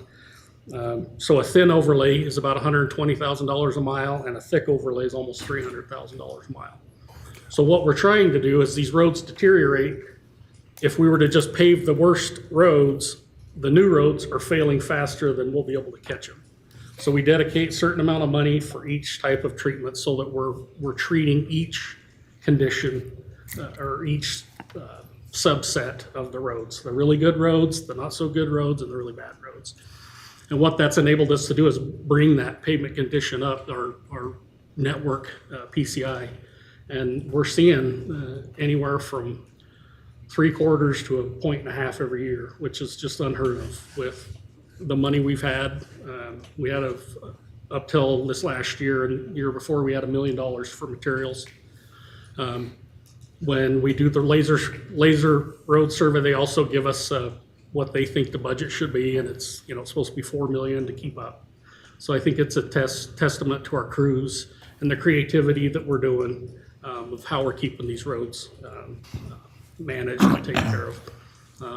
It's a big burden on the traveling public in the summers. I mean, we get that, but to us, we want to get as many miles of road done every year that we can. So, does that kind of answer? Okay. Councilmember Cheatham. Define a word, center line miles, 2 words. So a center line mile is basically, if it's a 2-lane road, we only count the 1 mile down the middle. But So they aren't lane miles. Yep, so there's lane miles and there's center line miles. For lane miles, we're probably about, it escapes me, but 700 to 900 lane miles that we have, So some roads are way more expensive if you've got a 5-lane compared to a residential 2-lane. Okay. Also, one thing that we started last year, and I hope that it's made an impact, is we've implemented a clean route, we call it. We send out crews between street and sanitation. Both departments have made a clean route. And we'll have a couple of guys in little dump trucks drive the main roads of town and pick up the spare tires, the cones, the mattresses, anything that's laying around, hubcaps, stuff like that. So between street and sanitation, we've implemented that. They kind of switch back and forth. So we usually have someone out most days doing that. It's amazing to see how much material they bring back every day that you don't even realize is out there. But they'll bring a dump truck full in twice a day. So. And then we've, the airport roads, these are the roads outside of the actual airport. Those aren't actually right-of-ways. They're considered just, it's basically like a big parking lot, right? And so in the past, we've never really done much maintenance out there because it's not right-of-way. This last year, we recognized the need for that. And so we're now putting those roads in as right-of-way. And we've started maintaining those through snow removal as well as our asphalt maintenance program. So, some of our objectives, we just talked a lot about pavement management, but We've tried to quantify some of these benefits to align, like Ann did, with some of your long-term and short-term goals. So we're looking to have another robust year this year with pavement management. When we get to some of the finances, we'll talk about that. We're looking at expanding our snow routes. We made a big improvement last year. We added some head count. We saw our response times getting better. Our total network completion times are down. So we feel that's made a big improvement. We are installing new technologies. The trucks now have onboard grip sensors. It'll actually tell us how slick the road is. And so when our trucks are out there, if the road isn't slick, they won't add material to it. We're trying to find efficiencies everywhere we can. But like we talked during the last budget meeting, unfortunately, it's a head count and a vehicle job. That's just, you got to throw more assets at it. This is a really exciting one, the levy reaccreditation. So we are in the program through the Army Corps of Engineers for if something happens, they will assist us in repairing and all that. However, we're not fully accredited because the levee system has a buildup of sediment. And so throughout the years, the levee was built to a certain size to handle 6,000 CFS of water, cubic feet per second. For our river, that's really big.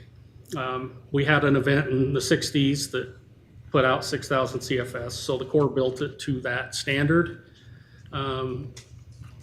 What that did is when you make the channel that big and the Portneuf doesn't have that much volume, as it goes through there, when it expands into that channel, it slows the flows down and the sediment starts to drop out. And so until that sediment can be removed to get us back to the 6,000 CFS, we're not fully accredited as a levee. We have a new boss over the Army Corps who loves us, and he wants us to get back fully in the program. He doesn't share the same mindset as the previous guy that said it has to be back to 6,000 CFS. He wants to make it to where it handles what we're really going to see. And so he has gotten funding, and he wants to spend it all in Pocatello this year. So they are coming down. We're hoping here within the next few months, but we're not sure. And they're going to resurvey the whole levee system for us, including the sediments. And then we're going to work together with hydrologists, and we're going to see if we can get this thing back fully accredited. So we're super excited about that. The Corps, they love us. They use our levee reports as, they use them to train other agencies, other sponsors on how to maintain a levee. We do a really good job there. And so he said if we're going to reward a levee system in the Northwest, it's going to be Pocatello's. So we were pretty excited. So Councilmember Nichols. So what are the advantages to being fully accredited or disadvantages to not being accredited? Yeah. Anything? So, yeah, there's some FEMA requirements that you have to have full accreditation for the levee, that it might shrink up some of your floodplain. And then the full accredited means that, so if the levee was to breach and break, the Corps will come and help us, but we're probably going to split that cost half. If it's fully accredited and we have a breach, they're going to come fix that for us for free. Got it. All right, thank you. So we're super excited about this.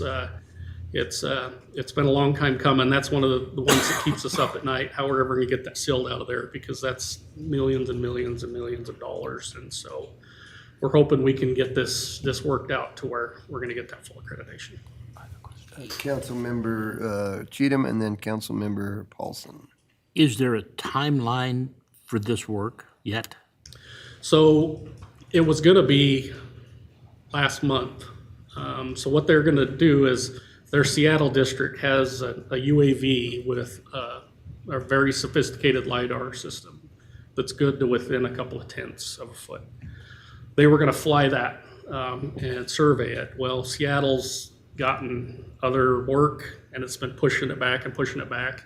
So Troy Gilbert with the Corps, he just wants to bring guys and do a manual survey of the levee, because waiting on that UAV may take us forever. So they're hoping this summer to do the full survey, and then we'll hire, can't remember who was the last guy that did our study for us, but we'll get a Williams, thank you.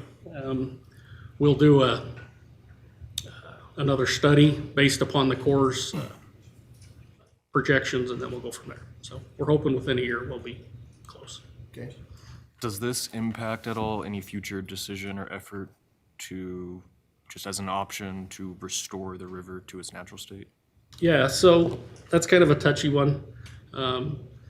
So the Army Corps, if you meet all of their standards as far as flood control, they will allow it, but they are not in favor of removing it. They're in the business of mitigating risk to life, safety, and anytime you start removing sections, then they get nervous. And so if we want to maintain the proper flood control, we would have to meet all of the Army Corps' criteria, which is risk. And so that one's a touchy one, because if we go through all the hoops and we can prove that it's not going to cause any problems, they'll allow it, but they are definitely not in favor of it. What about the not getting rid of that concrete channel? Because I know they're not really in favor of that and the levee itself, but are they opposed to us running that river back where the meanders are on the east side of the tracks? Down south? Yeah. Yeah, that is out of the levee system, so they don't care They about have no dog in that fight. I think that's a really great project to get some of the silt out so that it's not clogging up our levee system. So that levee in the 60s, we had a large flood. We had a rain on snow event. So the ground was frozen, the snow all melted, and then it rained. And so it's the worst scenario you got, because the ground won't accept any water because it's frozen. And it basically put the southwest side of town completely underwater.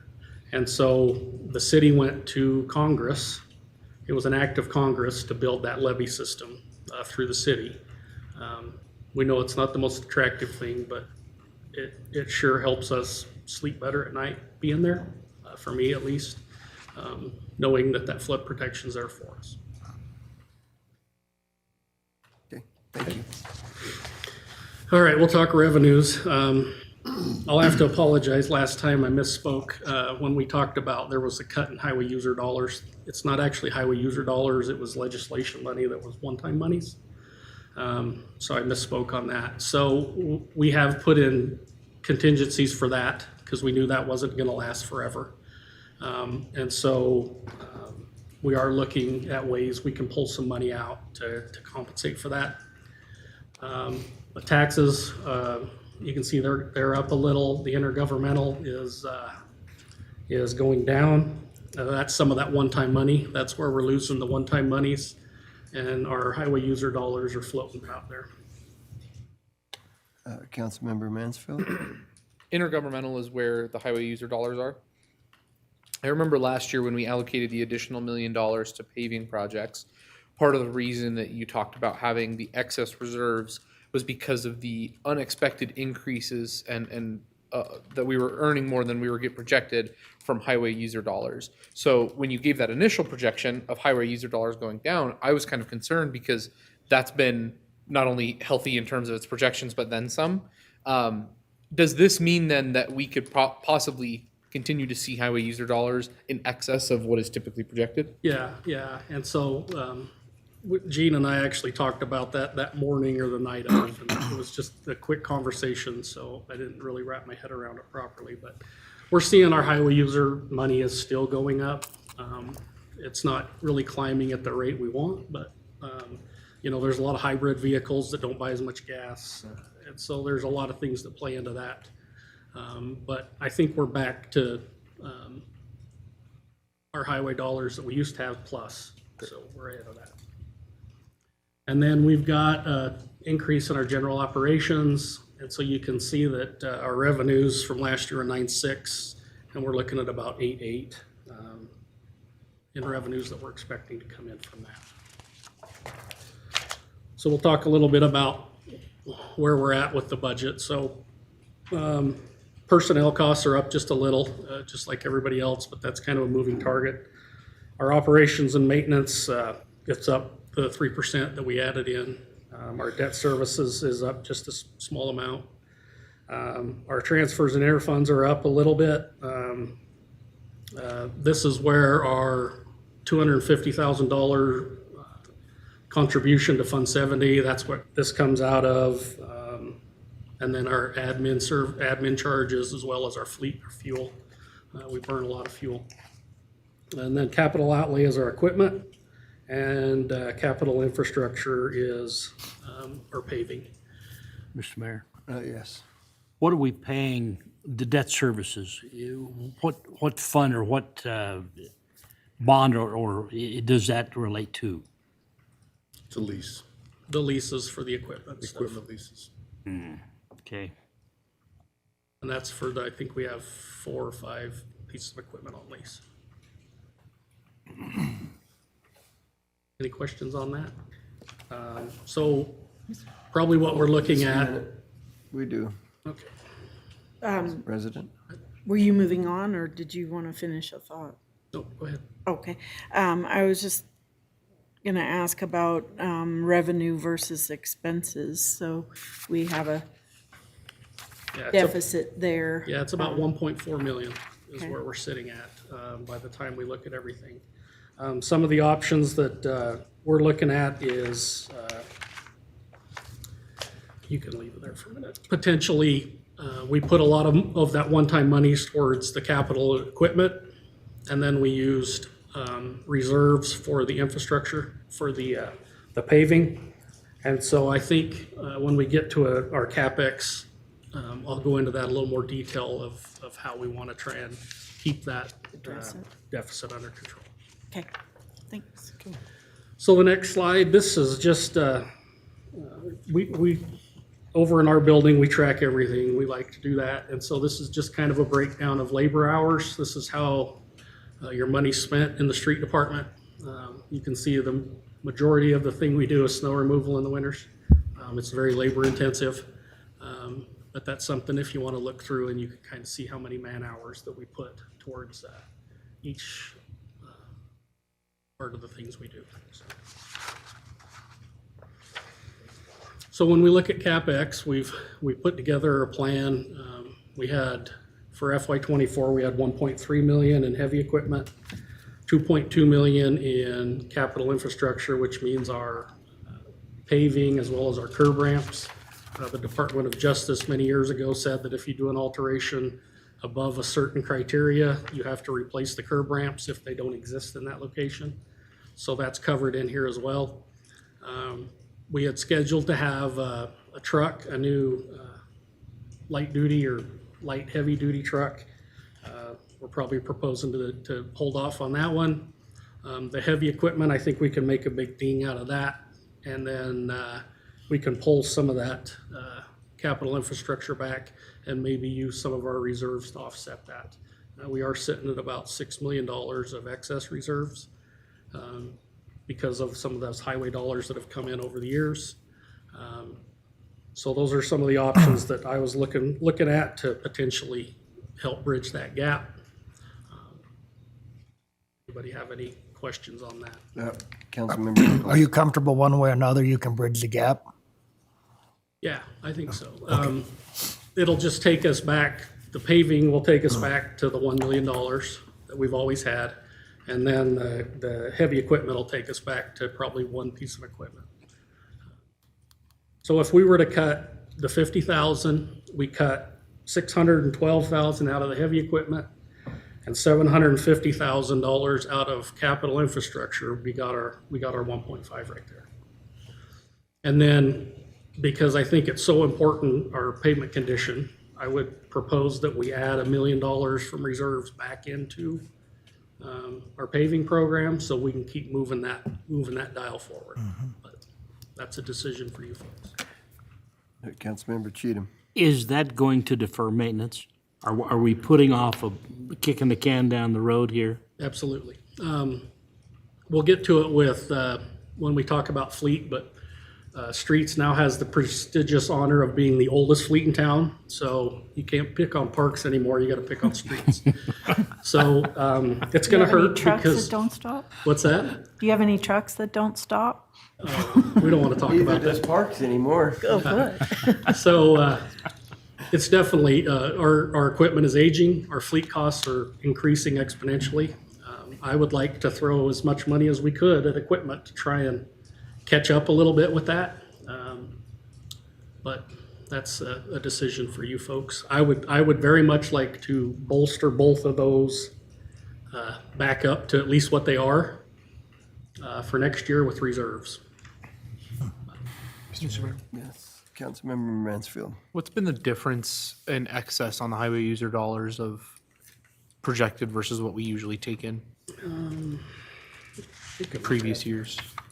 Wasn't the HB, I think it was the HB 152 that we got in your fiscal year 23 and fiscal year 24, which added 1.3 million in those 2 years. And so I think that's kind of where that came off this year. That's where that deficit came out of. Right. Yeah. So my question then is like, in terms, because based on our projected revenue, right? That's what like you've said that in previous years we've done more in highway user dollars than expected. Is that tied to that House bill or is it independent? Independent. Do you know how much or not off the I top? have the info, I just don't have it with me, I can send that to you. Okay, that'd be great. Thank you. Yeah, we track what our projected is compared to our actuals. And so, Because I'd like to know if we could take that excess and kind of look at a trajectory of what that's been over the past 5 or 10 years, and then look at, because if we have it's not truly budgeted. We can't budget, and we get our projections. We have to run with our projections. But if we do choose to use reserves in order to bolster up those in next years, I'd like to know what the trend is from highway user dollars of what would be replaced into the reserves that we are spending. And that might seem, rather than looking at it as you just spending reserves out for ongoing expenses, it's kind of a case of using reserves with the expectation that they will be replaced thanks to whatever trend we determine. and I think we could probably have that by the end of the meeting. So Okay, we can pull great. that up pretty quickly. Great, thank you. So that kind of wraps up streets. Is there any questions on that? Okay, well, we'll move into our Fund 70 project. Fund 70 is funded through the street department and the projects are managed through engineering. So I don't know if Jeff wants to come up or I can handle it, or whoever's back there. So just if there's any technical questions on the projects, it may be easier for them. So just want to give a little update of where we're at on some of these projects we're doing. So Hawthorne and Quinn is currently in construction right now. Idaho Power's working through some logistics. Power lines are a little close, so they're looking at potentially putting them underground. That's one of the delays that we're experiencing out there. So when's that gonna be completed? Tom, do we have an idea when they're going to do, Idaho Power needs to do a scheduled outing? Do we have any idea, Tom or Jeff? I don't think we have an idea yet, but probably within 30 to 60 days. Yeah, Jeff Mansfield, Public Works Director. We don't know an exact timeline of when they're gonna do that, but they're trying to figure out what they need to do to get that board under the highway, or under the road. Okay. As soon as I know a date, I'll let you know. 'Cause it'd be nice to finish putting lights up over there. So, okay. South Fifth ADA ramps, those are some ramps that are going to be on Fifth on the east side at Wyeth, and I believe, I wrote them down. I can't remember. Hayden and Wyeth, thank you, Becky. Hayden and Wyeth, we're doing the east side ramps for that. That's, we'll talk a little bit about the money on the next slide of what that looks like. The South Fifth adjacent pedestrian safety improvements are done out there. We completed that. That's a really good project. We feel that that's made a huge impact on the safety out there. Main and Arthur curb extensions, those are for some, we call them bulb outs, like you see in downtown. They're traffic calming devices. The design, I believe, is completed. We're doing some of those. We're extending north of downtown through certain intersections there. The design's done. It'll go out to bid in FY25. We've had an update on the Flandreau safety improvement. It's designed, but we're going to push that bid to 25. The thought is we're gonna bid the Flandreau Safety and the Main and Arthur curb extensions at the same time to see if we can get a better economy of scale there. Center Street Bridge is in process. We're hoping that that'll be done by October, I believe, is the timeline on that one. And then pole line is scheduled for 2027. And that'll be expanding pole line to 5 lanes, basically from the railroad tracks north, where it kind of skinnies down through there. And so if we want, we can go to the next page. And this is what we're asking for authority this year. So the Main and Arthur curb extensions, we're looking at 56,000, a little over 56,000 there. The Flandreau safety improvements, we've got about $5,000 still in design, and then our match is a little under 14,000. So that gets us to the 18. Which one was that? The Flandreau safety project. So that's what we're doing there is right off of Yellowstone where Quinn Road comes in at the light. We're going to put a median down there so that you can only turn right or northbound off of Quinn, because its proximity to the signal. If you tried to go left, we have a high crash rate there. And so we're going to put a median in there that will eliminate all left turns through there. So it'll eliminate turning Left, south. They've got those temporary posts in the there same right now. place It'll those just are match now. that. Yeah, okay. It'll be a more dedicated island that's permanent. Yeah, we put those up in the short term till we got this project. The FY22 ADA ramps, we call those FY22 because they're project coded. Those are those ramps we talked about. The bids came in high when they bid them, so we bid them again, and they came in at about what we're looking at. This 60,000 is completely reimbursable. We just need the authority to spend it. When we start the project, they give us 45,000 or 75% of that, and when it's completed, we get the remaining 25% of those funds. The pole line widening we talked about, so this is for design as well as right-of-way purchase. So we're looking at about 40,000, a little under 40,000 for that. A couple of new projects that we didn't include before is Hawthorne and Jensen. So we were able to secure a child pedestrian safety grant right there at, if you're aware of Hawthorne Road and Jensen. It's to put sidewalks as well as some dedicated crosswalks with rapid flashing beacons to help the children cross Hawthorne right there. This is something that we've really wanted to do for quite a long time, and we were able to get some grant money for that. That's right by the quick stop, right, isn't it? Okay. So it'll include curb and gutter to a certain amount south and north, as well as sidewalks, and then some crosswalks. And then the Highline widening project, we've talked about that. We were able to get $2 million for that. We're putting that towards a traffic signal as well as some alignment as well, and curb and gutter at Highline and El Rancho to put a signal in that area. And then we're going to continue to go after grants to try and start moving that north and south.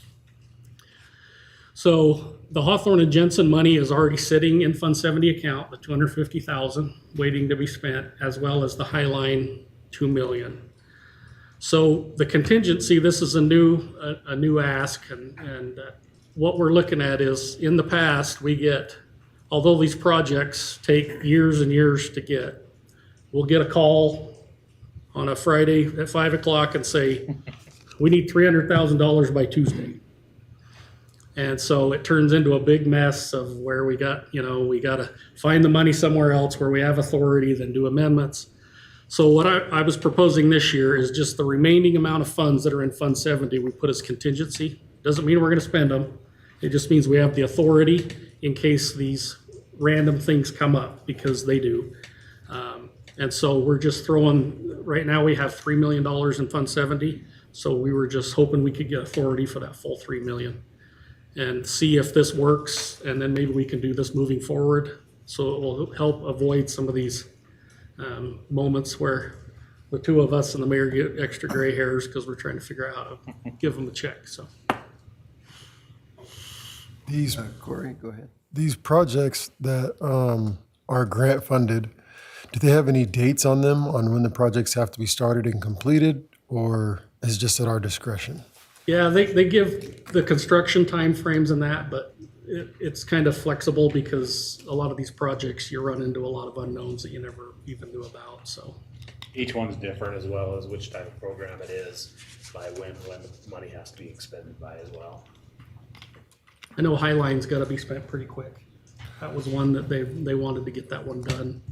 That was the one that really drew my question, because we have the money sitting in an account now, and so like, do we have to hurry and get that burnt, or? Yeah, Okay. we're actually designing that signal right now. We've got a company on that's doing the design work on that.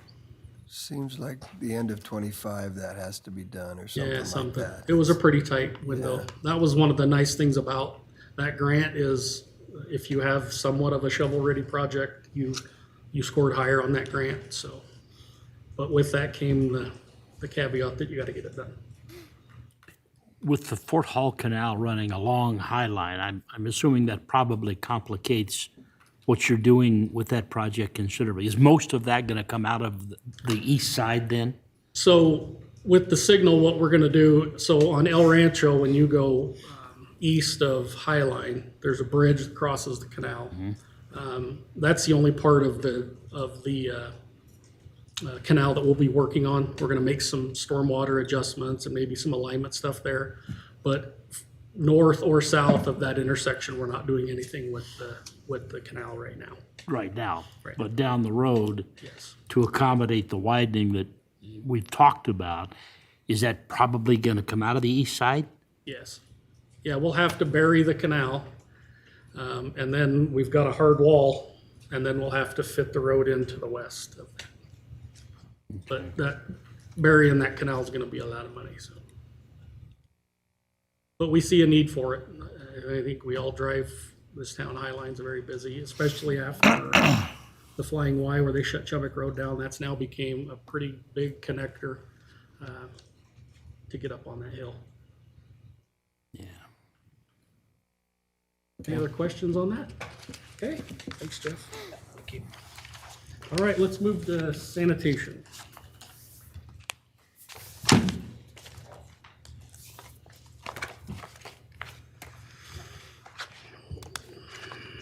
So Carrie Farnsworth, our sanitation manager, is gonna join me.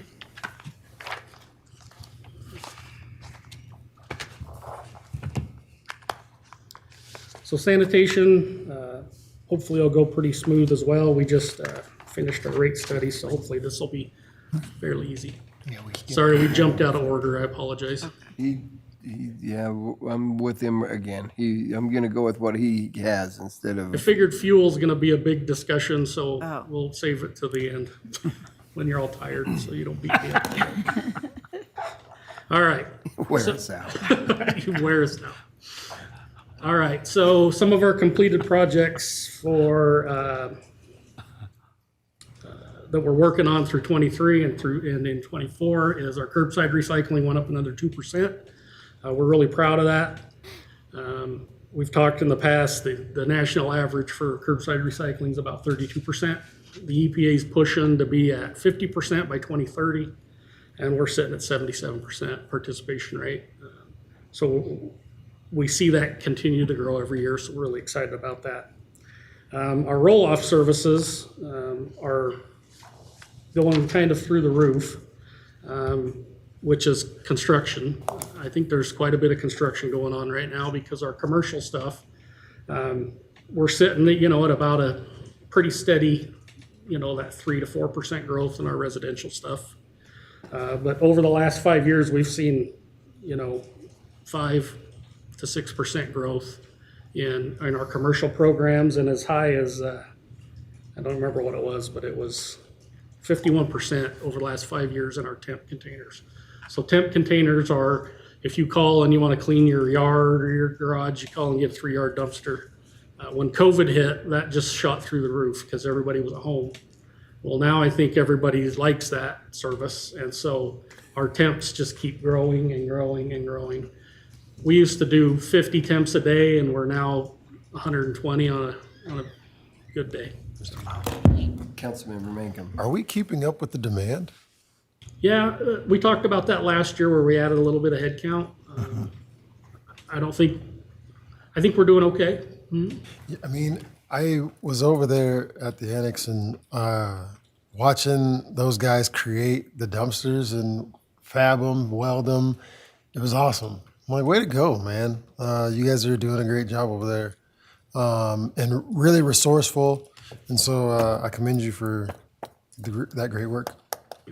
Well, remember a few years ago, they got the routeware. Right. That was something that they brought to the council. The council said, yes, let's do it. And that has made a world of difference trying to get routes the way they should be. So it's Yeah. not, And we'll expand on that in our expenditures because our operations is down, which is good for us. Has the tonnage also reflecting this increase? Yeah, our tonnages are just steadily growing. Every year they get more and more. I mean, yeah, sorry, I should have made y'all a graph, but it's probably at a 5% growth every year, our tonnages. Our recycling tonnages are kind of stable, even though we've added more, because recycling's so light. It's hard to get a ton out of material, but we float in that 1,900 to a little over 2,000 tons. And then our yard waste program's really picking up too, and we'll talk about that in a minute. Like the street department we talked about earlier, we implemented a clean route. We're out there trying to get the town as pretty as we can. This works in real good with sanitation because they can go drive an area that's had recycling that day. If it's windy, we have stuff blowing all over, they go and clear that up. We're looking sometime maybe in the future of looking at starting a sweeping program maybe that follows the residential trucks. So on Monday, they'll sweep this area right behind them.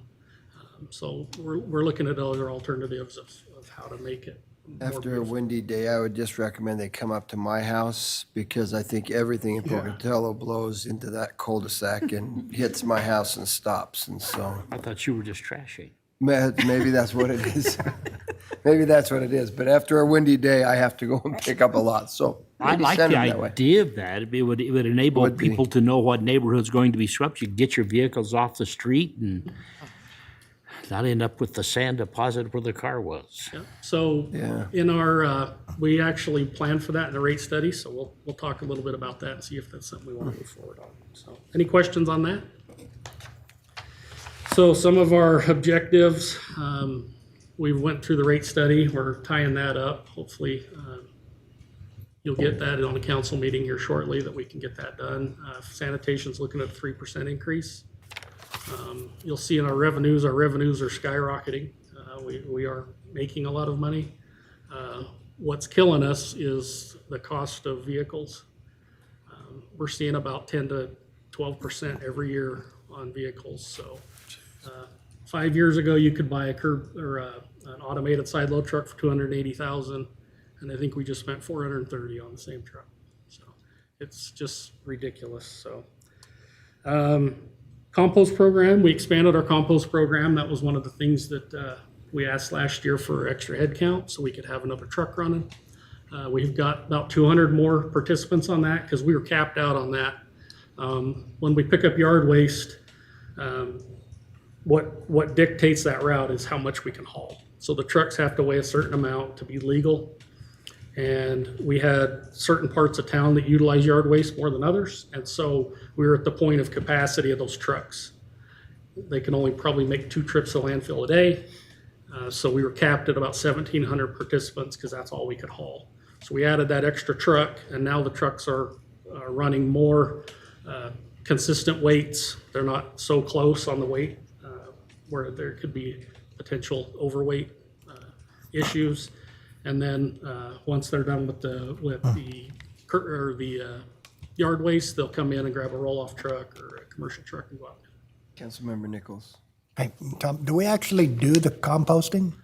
So that's we actually take it to the Bannock County landfill. Okay. That's something that at some point we want to come talk to you folks about potentially moving that in-house. We think that could be a huge benefit to our community. We got certified on how to make compost, and it's kind of like magic juice. It's amazing what that stuff does. If it's done right. If it's not done right, then it don't work so good, so it's unstable. If we brought it in-house, what the city would then use the compost material somewhere in parks or somewhere else in the city, is that We right? could use it in parks, we could offer it to sell, or we could offer it to just give away. That's kind of all over the board, the way some communities do it.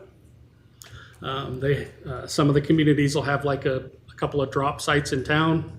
They bring a dump truck load every day. You can just go over there whenever the mood strikes you and fill up your truck or a couple of buckets. Or we could actually put a scale in and start charging for it. We'll come talk to you folks a little later when we got more of our ducks in a row about that. And I think it could be a really awesome program. All right, cool, thank you.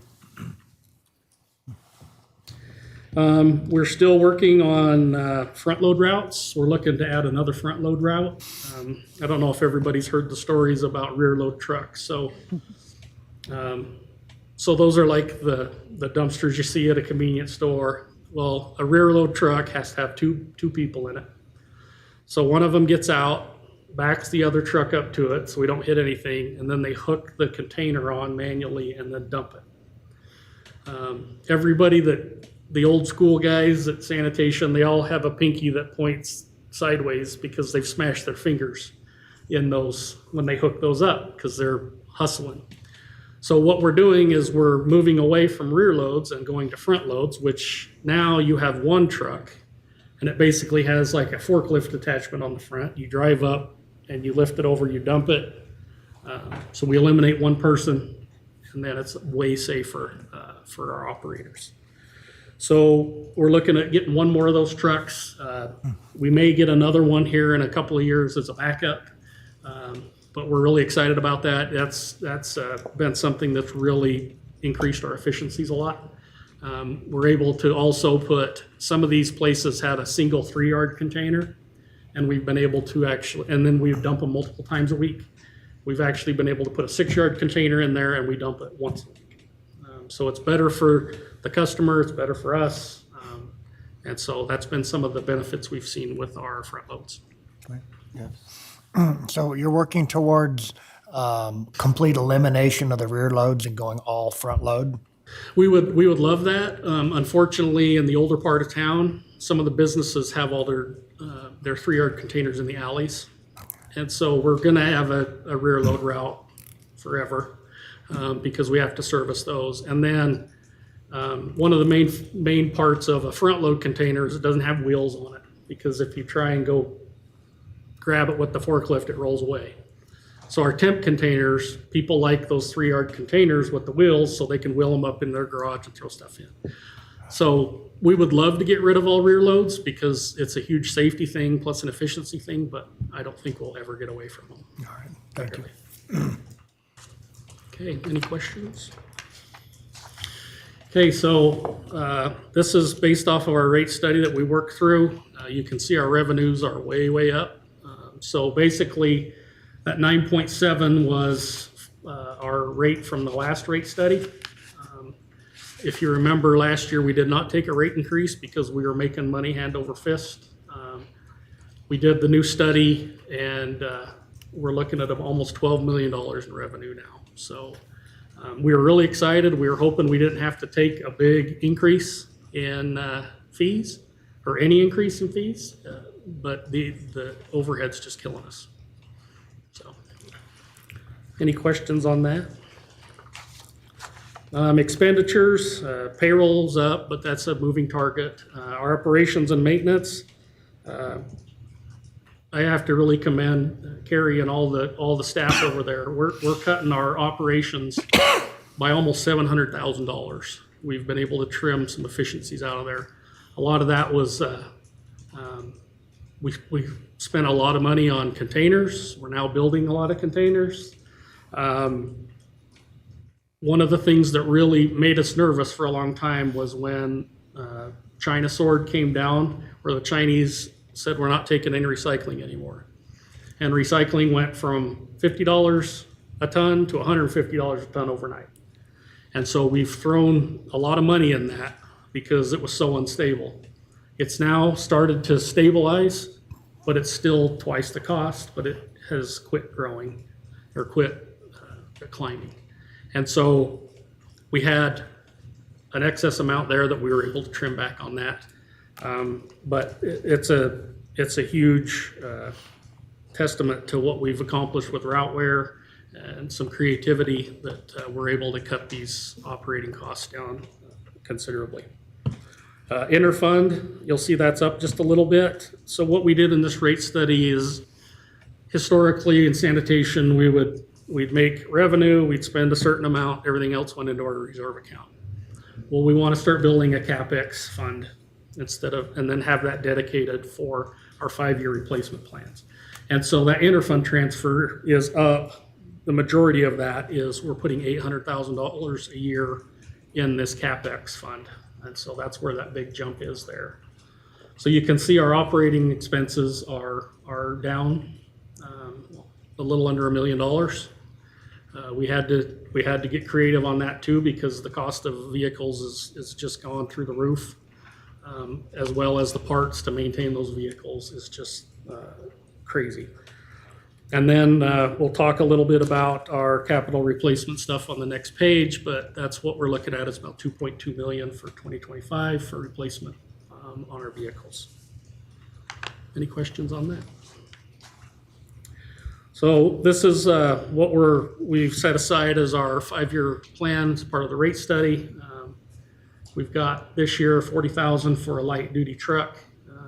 That'll get us pretty steady to where we're pretty good for the next 4 years. We've done a good job of getting our fleet back up to where it should be age-wise.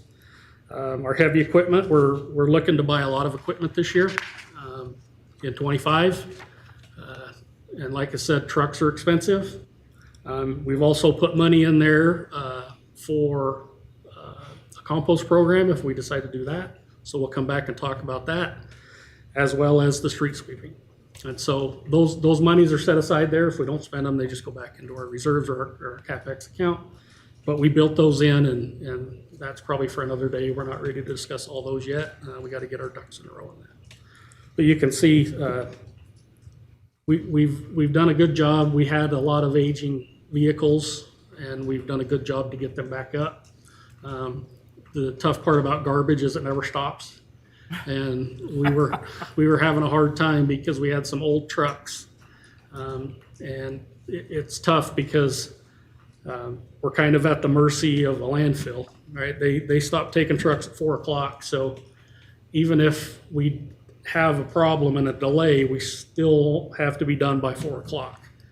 And then with lithium batteries, we were seeing a lot of fires when they get compressed by the packer. And so, as well as there is a lot of spontaneous combustion that happens in garbage trucks. We've had in the last year probably 3 rear load trucks catch on fire. And so it's not our policy to keep garbage in a truck overnight, period.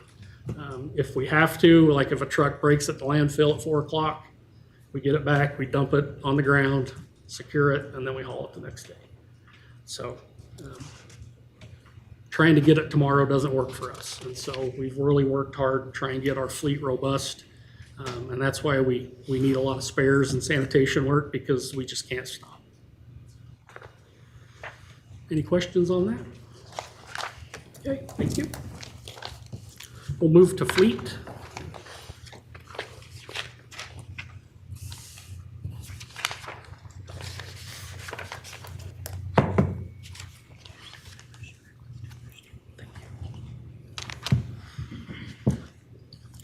So I'm joined by Teresa Caudell, our fleet manager.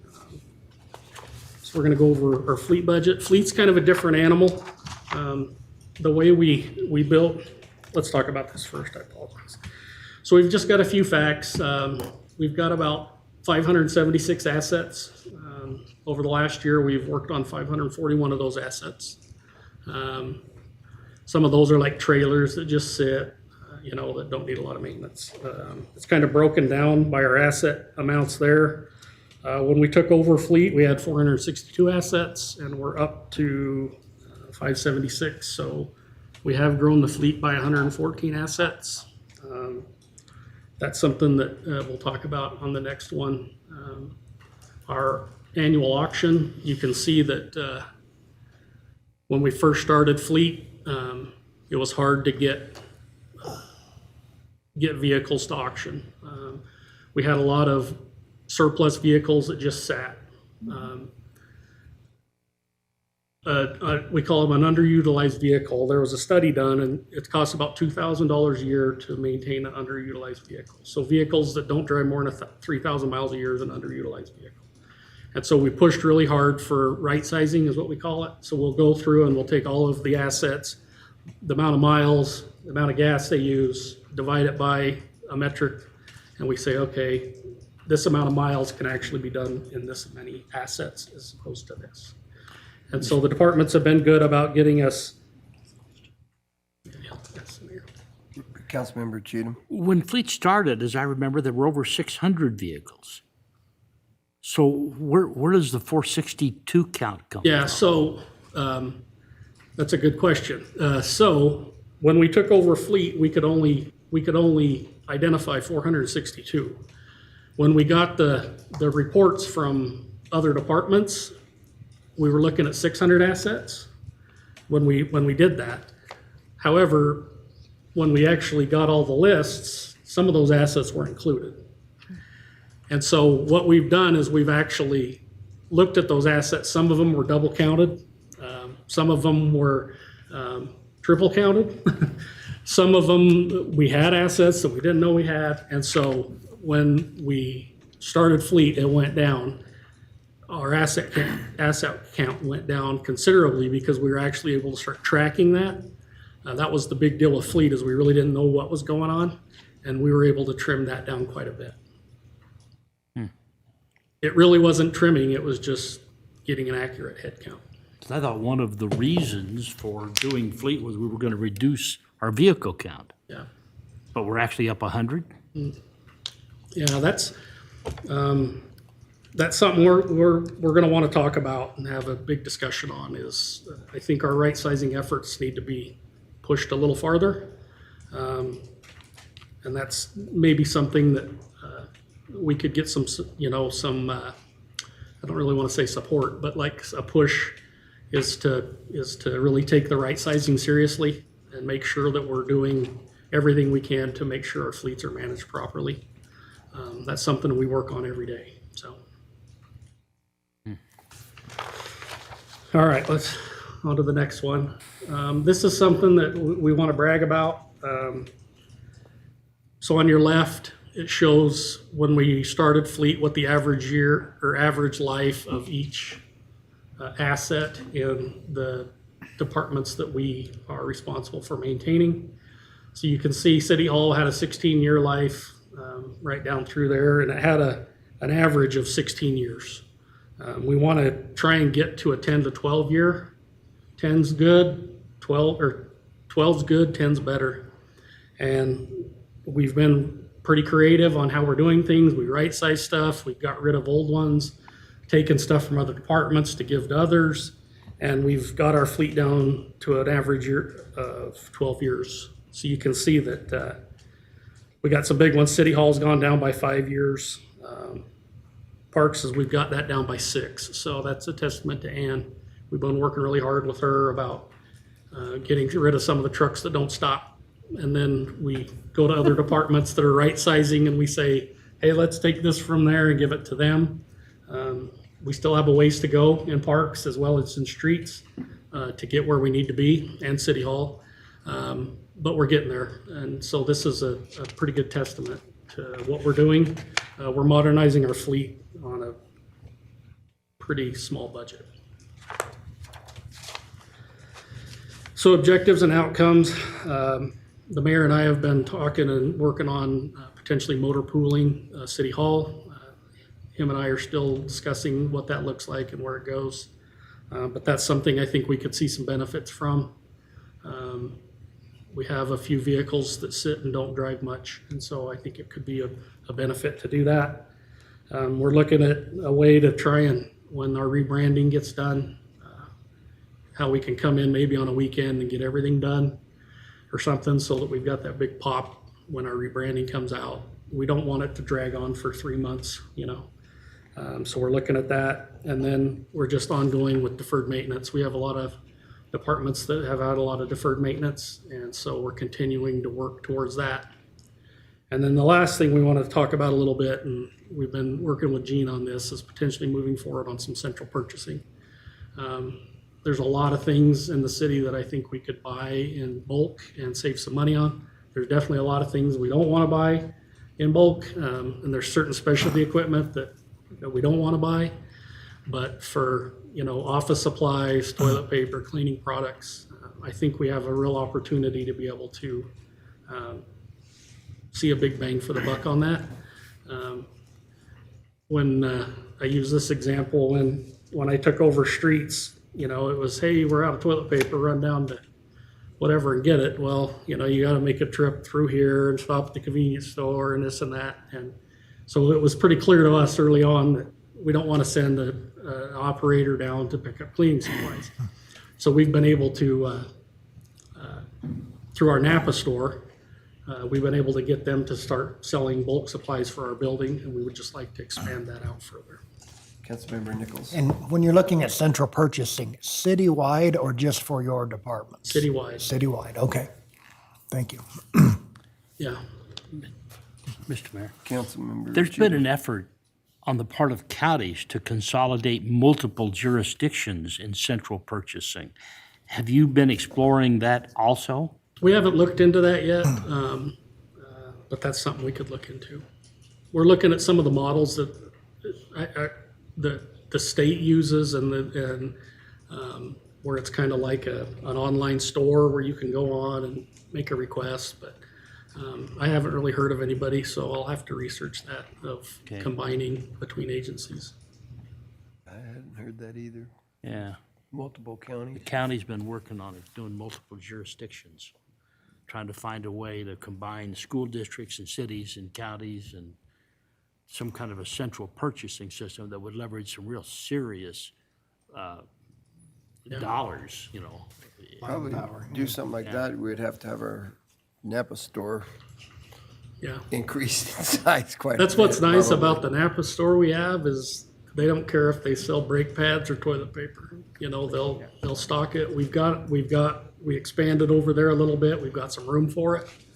Do we want to buy ammunition for police? No.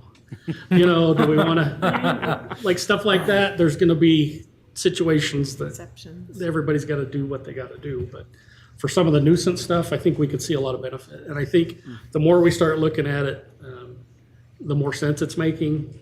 We looked at like printers.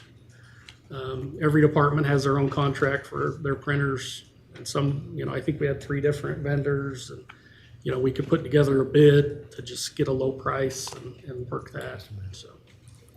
Well, that would enable you to combine ink and paper and everything. Yeah. That's one thing too that we're working on at Fleet, is trying to get some sort of standardization going. In the automotive world, it's getting even more critical that we need to start thinking about this. The big driver right now is diagnostic tools.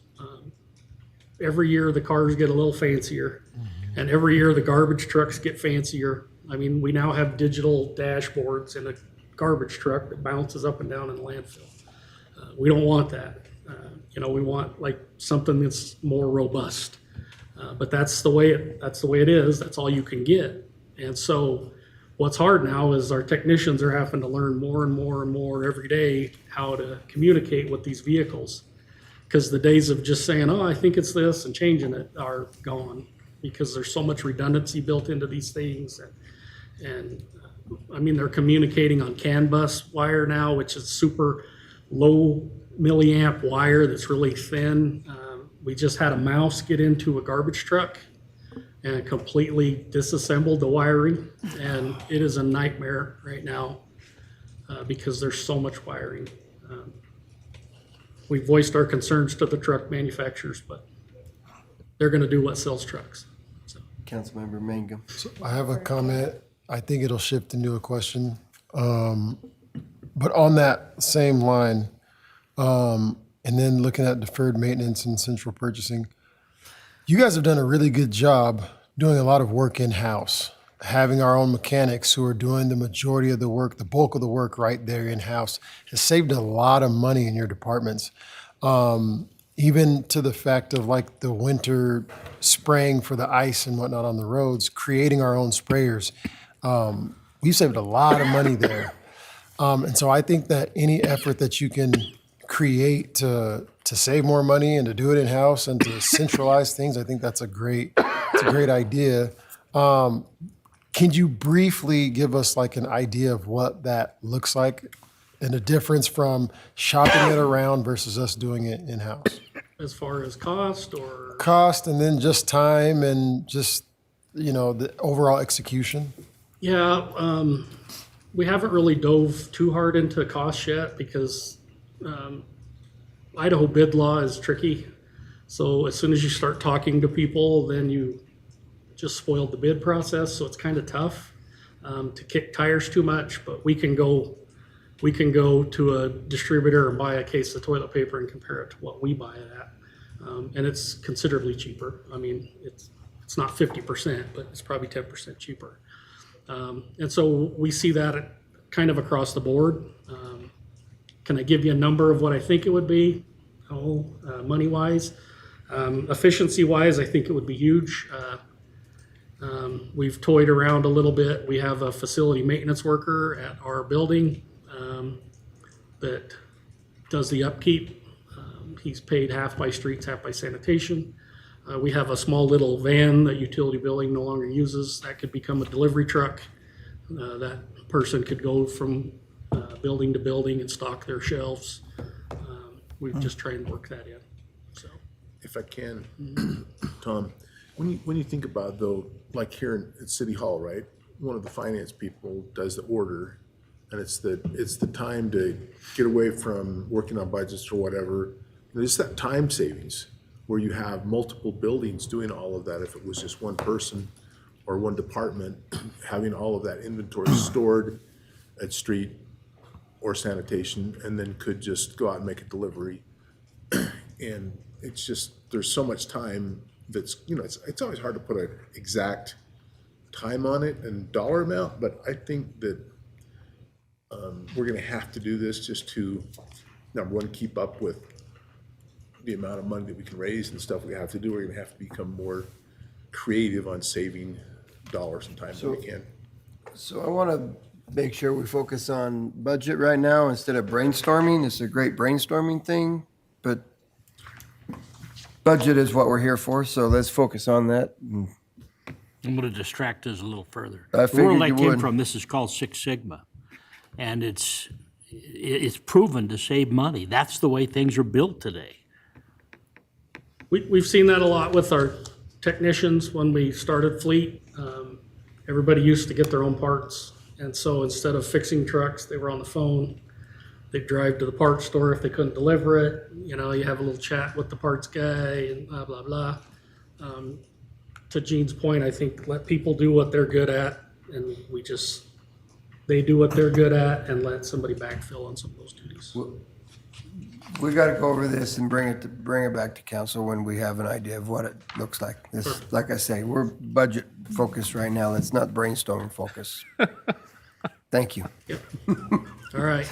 So Fleet's a little bit different animal. So we base our budget based upon the demands we project what the demands are going to be on maintenance for the equipment. We used to do it based on vehicle equivalent units. It's a formula you can do that it costs so much to fix a sedan. So that's one vehicle equivalent. If it takes 10 times as much time and money to work on a street sweeper, that's a 10 VEU. So that's how we kind of designed it.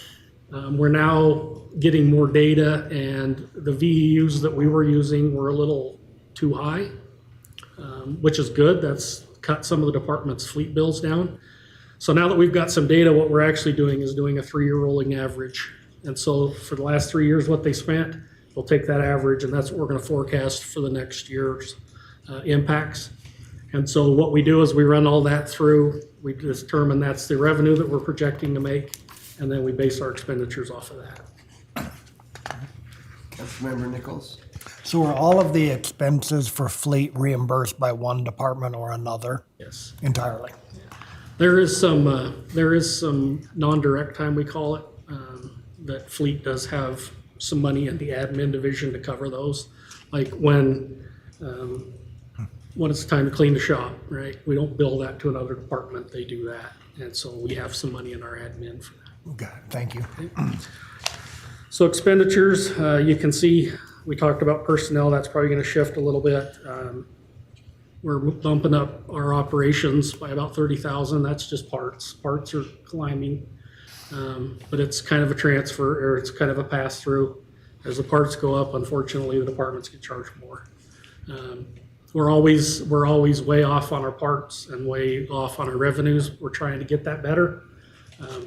And so we're working towards that every day. Our interfunds are up, and that's our total down there for 25 of what we're projecting. Any questions on that? So CapEx, this one's real easy. We're trying to put $50,000 a year in. That's to upgrade lifts. There's certain pieces of equipment that are very specialized that the shop buys. It's a shop piece of equipment, diagnostic equipment. That's really what's killing us the most is Freightliner has their own diagnostic software. Peterbilt has theirs. Kenworth has theirs. We're really pushing on the big truck side to stick with 2 vendors because they're local and because they're what we consider the best. We spend a lot of time with some of these older trucks. We have to take them to Idaho Falls to get some of the codes read at that dealership. Waste time for someone to drive it up and bring it back.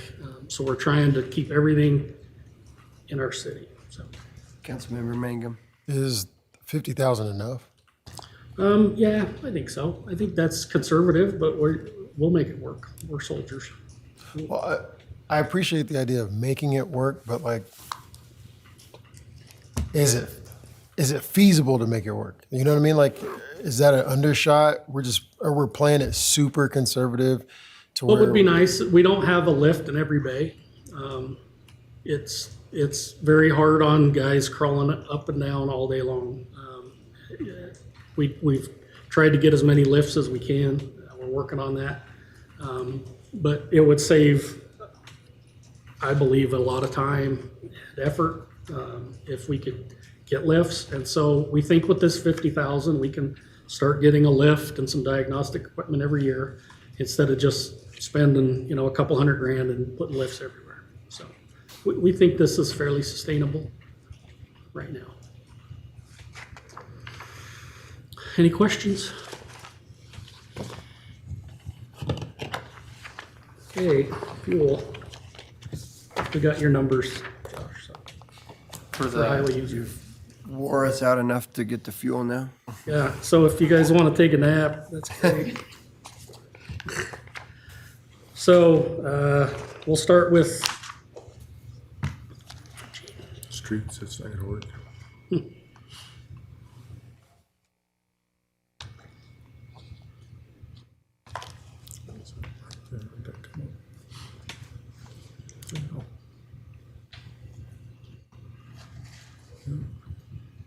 Wrong title. I wonder if it got saved as a street. Yeah, I'll have to look at it. Streets fire. You weren't kidding about that nap. I know. Yeah. So we can just talk. It looks like the fuel one gets saved Saved as on a that. street one. So we can either talk or take a break and go get it. I think June's got- Okay, we'll take a few minutes break, so you can get that down. We've got it here, so if you need mine.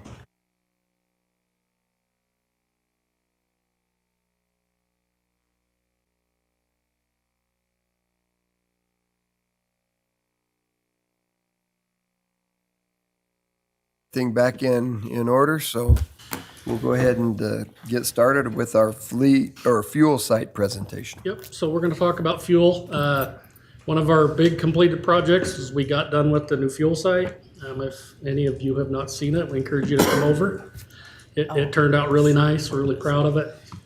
We've got a lot of good redundancy, we've got, we're now putting DEF at the pump, that saved a bunch on some efficiencies. We tried to check all the boxes we could on that one, and I think it came out pretty good, so we're excited about that. Objectives this year, we're going to be remediating the fuel site, the old site. We're gonna start that the first week of August of this year. We've got a contractor on board that is the DEQ's kind of preferred remediator. So they'll be down there digging it out, and then we'll have another group that'll be there doing soil samples. We've never had an external discharge, so we've always had a good bill of health. We have had some cracks in the inner that gets fuel between the interstitial, and so we've never actually had any leak out, so we're excited about that, so we're hoping that'll go pretty smooth. We've talked about the next one for a while. I don't know if it's a good time to bring it up, but a car wash. We did put the infrastructure in at the new fuel site for that. Right now, when you look at what we're spending on car washes, it isn't very much. The problem is those vehicles just don't get washed usually. There's really no place to wash them. Some of the things that we're seeing is the maintenance is suffering. There's a lot of mud that gets packed up under. And then the dirty son of a guns on the street keep putting salt on the road, so we're seeing a lot of rust. And so if we look at that and we have, let's say, 500 assets that have an unlimited pass, right? If we were to farm that out at $20 a monthly pass, you're looking at about 120 grand a year. Well, we'd have to put some maintenance in towards it. We think we can finish it for about 400 grand. So it's probably like a 5-year ROI on that. I don't know if we want to get in the car wash business, but I think it's definitely a way to help. But we talked about that a few years ago when we built the site. We've got the facility prepared, ready to go, and so it's a matter of buying the material to do it. And, Yep. I think it would pay dividends down the road. I think one thing that would help a lot also is our image. You know, every time you go to get fuel, you go run through the car wash, because you see some pretty, not so pretty trucks. Right? I mean, you got to deal with the backlash though of putting another car wash in Pocatello. So we got to keep up. That's true. We'll put a sign up that says "Not a car wash." So that's something that is something to discuss. Councilmember Mangum? Remediation of the old fuel site, what is the cost associated there? Will that be added into this budget discussion, or? So it's a little under, it's about 45,000, 45, it's right under 50. Yeah, and we've already got that money set aside. Second question for that then, is there a plan for that piece of land? Is there something we're gonna do with that? And does that need to be budgeted also, or what does that look like? So the land actually belongs to ISU. So there was an agreement started way back when the fuel site was built. The city didn't have land, so we needed a fuel site. So we said, hey, ISU, can we use the land, get a lease? We'll put all the fuel site in there, and then you guys can use the fuel site for free. You just got to pay for the product. So that was the case with this parcel. It got to a point where ISU wanted their own fuel site on campus, so they did that. So we were the only ones been using it since, back in the 90s, I think. Right now, when we remediate that, we're going to take out the tanks, take out all the plumbing, take out the dispensers, the fuel shack, everything, and then we're going to pave it back to the way it was. We are meeting with ISU about possibly getting into an agreement with them for some sort of reuse on that. We have a lot of fire apparatuses that are not parked inside. And we need a facility to do that, and we think this would be a good location for that. And so Tom's got to pull some numbers together to see what it would take to do that. But we've got, the fire has a number of vehicles. We've got all of the wildland fire engines that don't have space inside, a number of trailers, a number of other vehicles. They had one that had a raccoon or something get up in it, and it was not a rock chuck, I asked. but it was something that got up in it, and so It it's caused- just one of those things. It caused quite a bit of damage, and so we need a place. We've looked all over where the fire stations are right now, and Great location. so we're looking at something like that. We did talk to issue the end of last week, and they're gonna go back and discuss it, but they wanna be partners. They said, we wanna help you guys out whatever we can, so.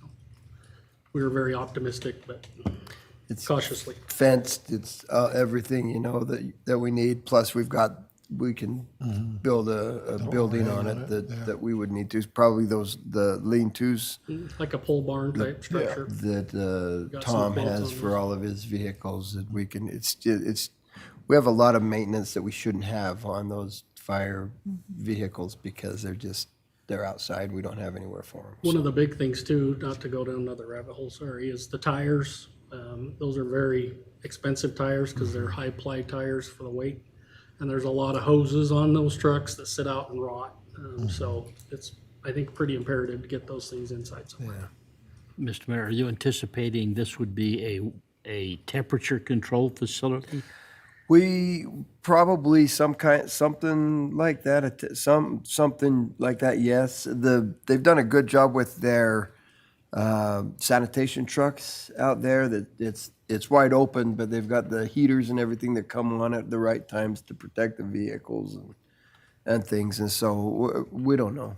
But We'd probably like to put in just a couple of wall mount gas heaters so they don't have to winterize them. That's what I was wondering. Yeah. So we'd want to keep it at 50 degrees or something, or whatever, just so they don't have to go through and blow out all the systems in the winter. Okay, all right, the fun part. So fuel, this is what we're proposing for fuel prices for next year. It's been, Do you have another slide with 2024? What did we do this year? What what's the what are our increase? numbers now? oh, sorry, we didn't know I put those on. It was 305 for unleaded, And that's the total per gallon? total per gallon on the Okay. right, and 346. So you're looking at about a 30-cent increase. Did I tell you that right? I apologize. 312 on unleaded, apologize, and 346 on diesel. So you're looking at about a 30-cent increase for unleaded and a 40-cent increase for diesel. Fuel prices have been very difficult the last couple of years, even more this year. We're right in the middle of what they call March Madness. This is where, starting in about March, the refineries start shutting down for in-depth maintenance. They start making summer blended fuel, which is way more expensive to make. It cuts down on emissions. And so right now, fuel prices are up. And then about sometime right about July, they start coming back down, and it's just really cyclical the way this goes. We had a lot of uncertainty with the Russia-Ukraine war. We now have hostilities in the Red Sea, which is where a lot of oil comes from through the Straits of Hormuz.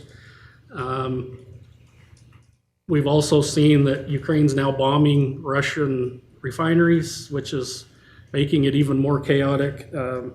There's just a lot going on right now. We went through and we've looked at the last 3 years. Teresa, bless her heart, goes every week. We see what we paid compared to what we should have based on the projections from the experts. We think that this 342 and this 386 is going to get us where we need to be. But it's a coin toss because right now it's just so unstable in the world right now. And I think we're seeing that. But your diesel price is 37 cents a gallon above what I can go to a pump and buy it for right now. I'm sorry? Your diesel price is 37 cents a gallon higher than what I can buy it at the pump for right now. Yeah, and this is projected for 25 though. So we use the Energy Information Association, the EIA, they're kind of the benchmark. And they forecast out for 25. So we do see diesel prices going up in 25 is what they're projecting. And or sticking around that number. And that's about the best guess we can give. Right now, we're in the middle of this March Madness thing right now, and we've yet to see it crest. We're tracking our fuel numbers. I probably should have made one for all of you, but you can see January, February, it does this, and then from March to the 1st of July, it does this, and then it comes back down. So I think right now we're in that peak of where we're at on that. One of the things too that's driving up some of these costs is when we built the fuel site, we loaned the money from streets. So unfortunately, we have to pay that money back. So now that's adding a surcharge to everybody that uses that, unfortunately. So we went from saving about $1 a gallon in diesel to about 30 cents a gallon in diesel. Can I interject one thing too, is that, again, we're trying to, for budget purposes, trying to do a flat price, right? We're not trying to cater to the volatility of the seasonality of it. So it's gonna be higher sometimes, it's gonna be lower sometimes. Josh? 2 questions. One, how close are we going to be for 2024 projections to the number that the 312, 346, how close are we going to be to that? We're a little low. Okay. So it's costing us a little more than what we planned. Okay. Second question, this is this entire fund here, this is pass through, right? When different departments come fill up that money, that's just charged to them. So if, for example, to Rick's point, let's say we budget the diesel here a little bit too high and we end up coming in below that, that's just savings that those departments then would enjoy. Is that correct? Yeah, they purchase it as they need it. So Okay. we'll look at their historical usages over the last years, and then we project their usages at this new price to get where we're at. And then they don't pay for it until they use it. So sometimes like during this time of year, it's a little over their budget, but then when the end of summer's coming, they recoup some of that because they're paying a little price. So I guess let me make sure I think I asked my question wrong. You go purchase the fuel in bulk Yes. based on your projections of how much each department is going to use. So you budgeted at 386, you go to buy it, and let's say by some miracle, right, we strike gold and find a mine when we go to dig, or find an oil deposit when we go to drill a well, and gas is, and diesel is $2 a gallon here in Pocatello. You go to purchase diesel, it's only $2 a gallon or $1.50 or whatever that number would be. How are those savings realized for the city? So the departments, based upon their usage and this price, they get authority to spend up to that amount. Yep. If they don't spend it because the prices are low, that's just money that goes back into that. So when you charge the department, you charge them based on what you got the fuel at, not this So price. if you look on the left, this is our projections. We're projecting to buy diesel in 25 at $3.07 a gallon and diesel at $3.28 a gallon. And then we have the admin markups. And so 1 week we could buy unleaded and we get it for $2.85. Yep. Well, then we charge the 19-cent admin charge, the 8 and the 8, and you're only paying for what it actually costs. Okay. So it's the departments themselves that realize the savings if you guys find it for cheap. We don't Okay. charge them. That's a great point. I was curious who got the benefit. Yeah, we budget for a stable price all year, Yep. but they get charged the actual. Perfect. Every time we- That's the clarification I was looking for. Thank you. Okay, Councilman. Do we have much fuel storage capacity? Yeah, we have, that was one of the big things we did with the new fuel site. We didn't have redundancy, so we put in 4 tanks. We do have capacity, and what we end up doing is we try and bid fuel every 2 weeks. With this new fuel site, we don't really know what that looks like yet. We haven't run enough production through there. But once we start figuring out how long we can go on X amount of gallons, we can start kind of price hunting things. Right. That's And say, we now have a little bit of redundancy, so we got some storage there. Gas just dropped 15 cents. We're gonna buy it and fill that whole tank up. Right. Then if gas goes up, we bleed that tank all the way to the bottom. Right. So we just don't have enough data yet where it's so new to wrap our heads around what that gallonages looks like. Right, got it, thank you. But that, yeah, that's definitely part of the redundancy, what we wanted to try and do.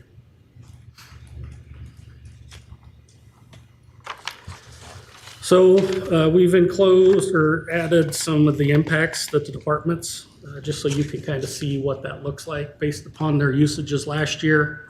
So you can see big ones like police, they use a lot of fuel. They're going up by almost 42 grand. Streets, 44. Sanitation's a big one. They use a lot of fuel, so it's going up by 82,000. That's on the next slide. So we just wanted to kind of give you folks an idea of what those numbers look like moving forward. It's kind of a tightrope we walk, right? We don't want to hamstring too much, but we also don't want to undercut the price. So, is there any questions on those? Councilmember Nichols. So why is ambulance down? Yeah, that's probably a better question for the chief, but I think the ambulance, like the South County stuff, used to come in fuel, and they don't do that anymore. So that's what's kind of driven their gallonages down. All right, thank you. Okay, revenue's pretty straightforward.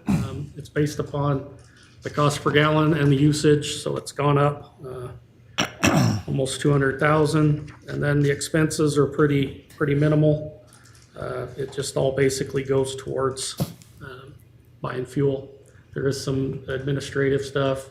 There's some interfunds for admin support.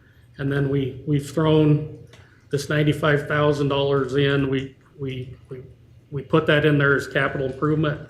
Like I said, it's new right now, so we didn't want to strip that away yet. But as we start learning more about this site, we're going to find out what it really costs us to maintain it and do improvements, and then we'll work on that. But it's still a little too early in the game to make that cut.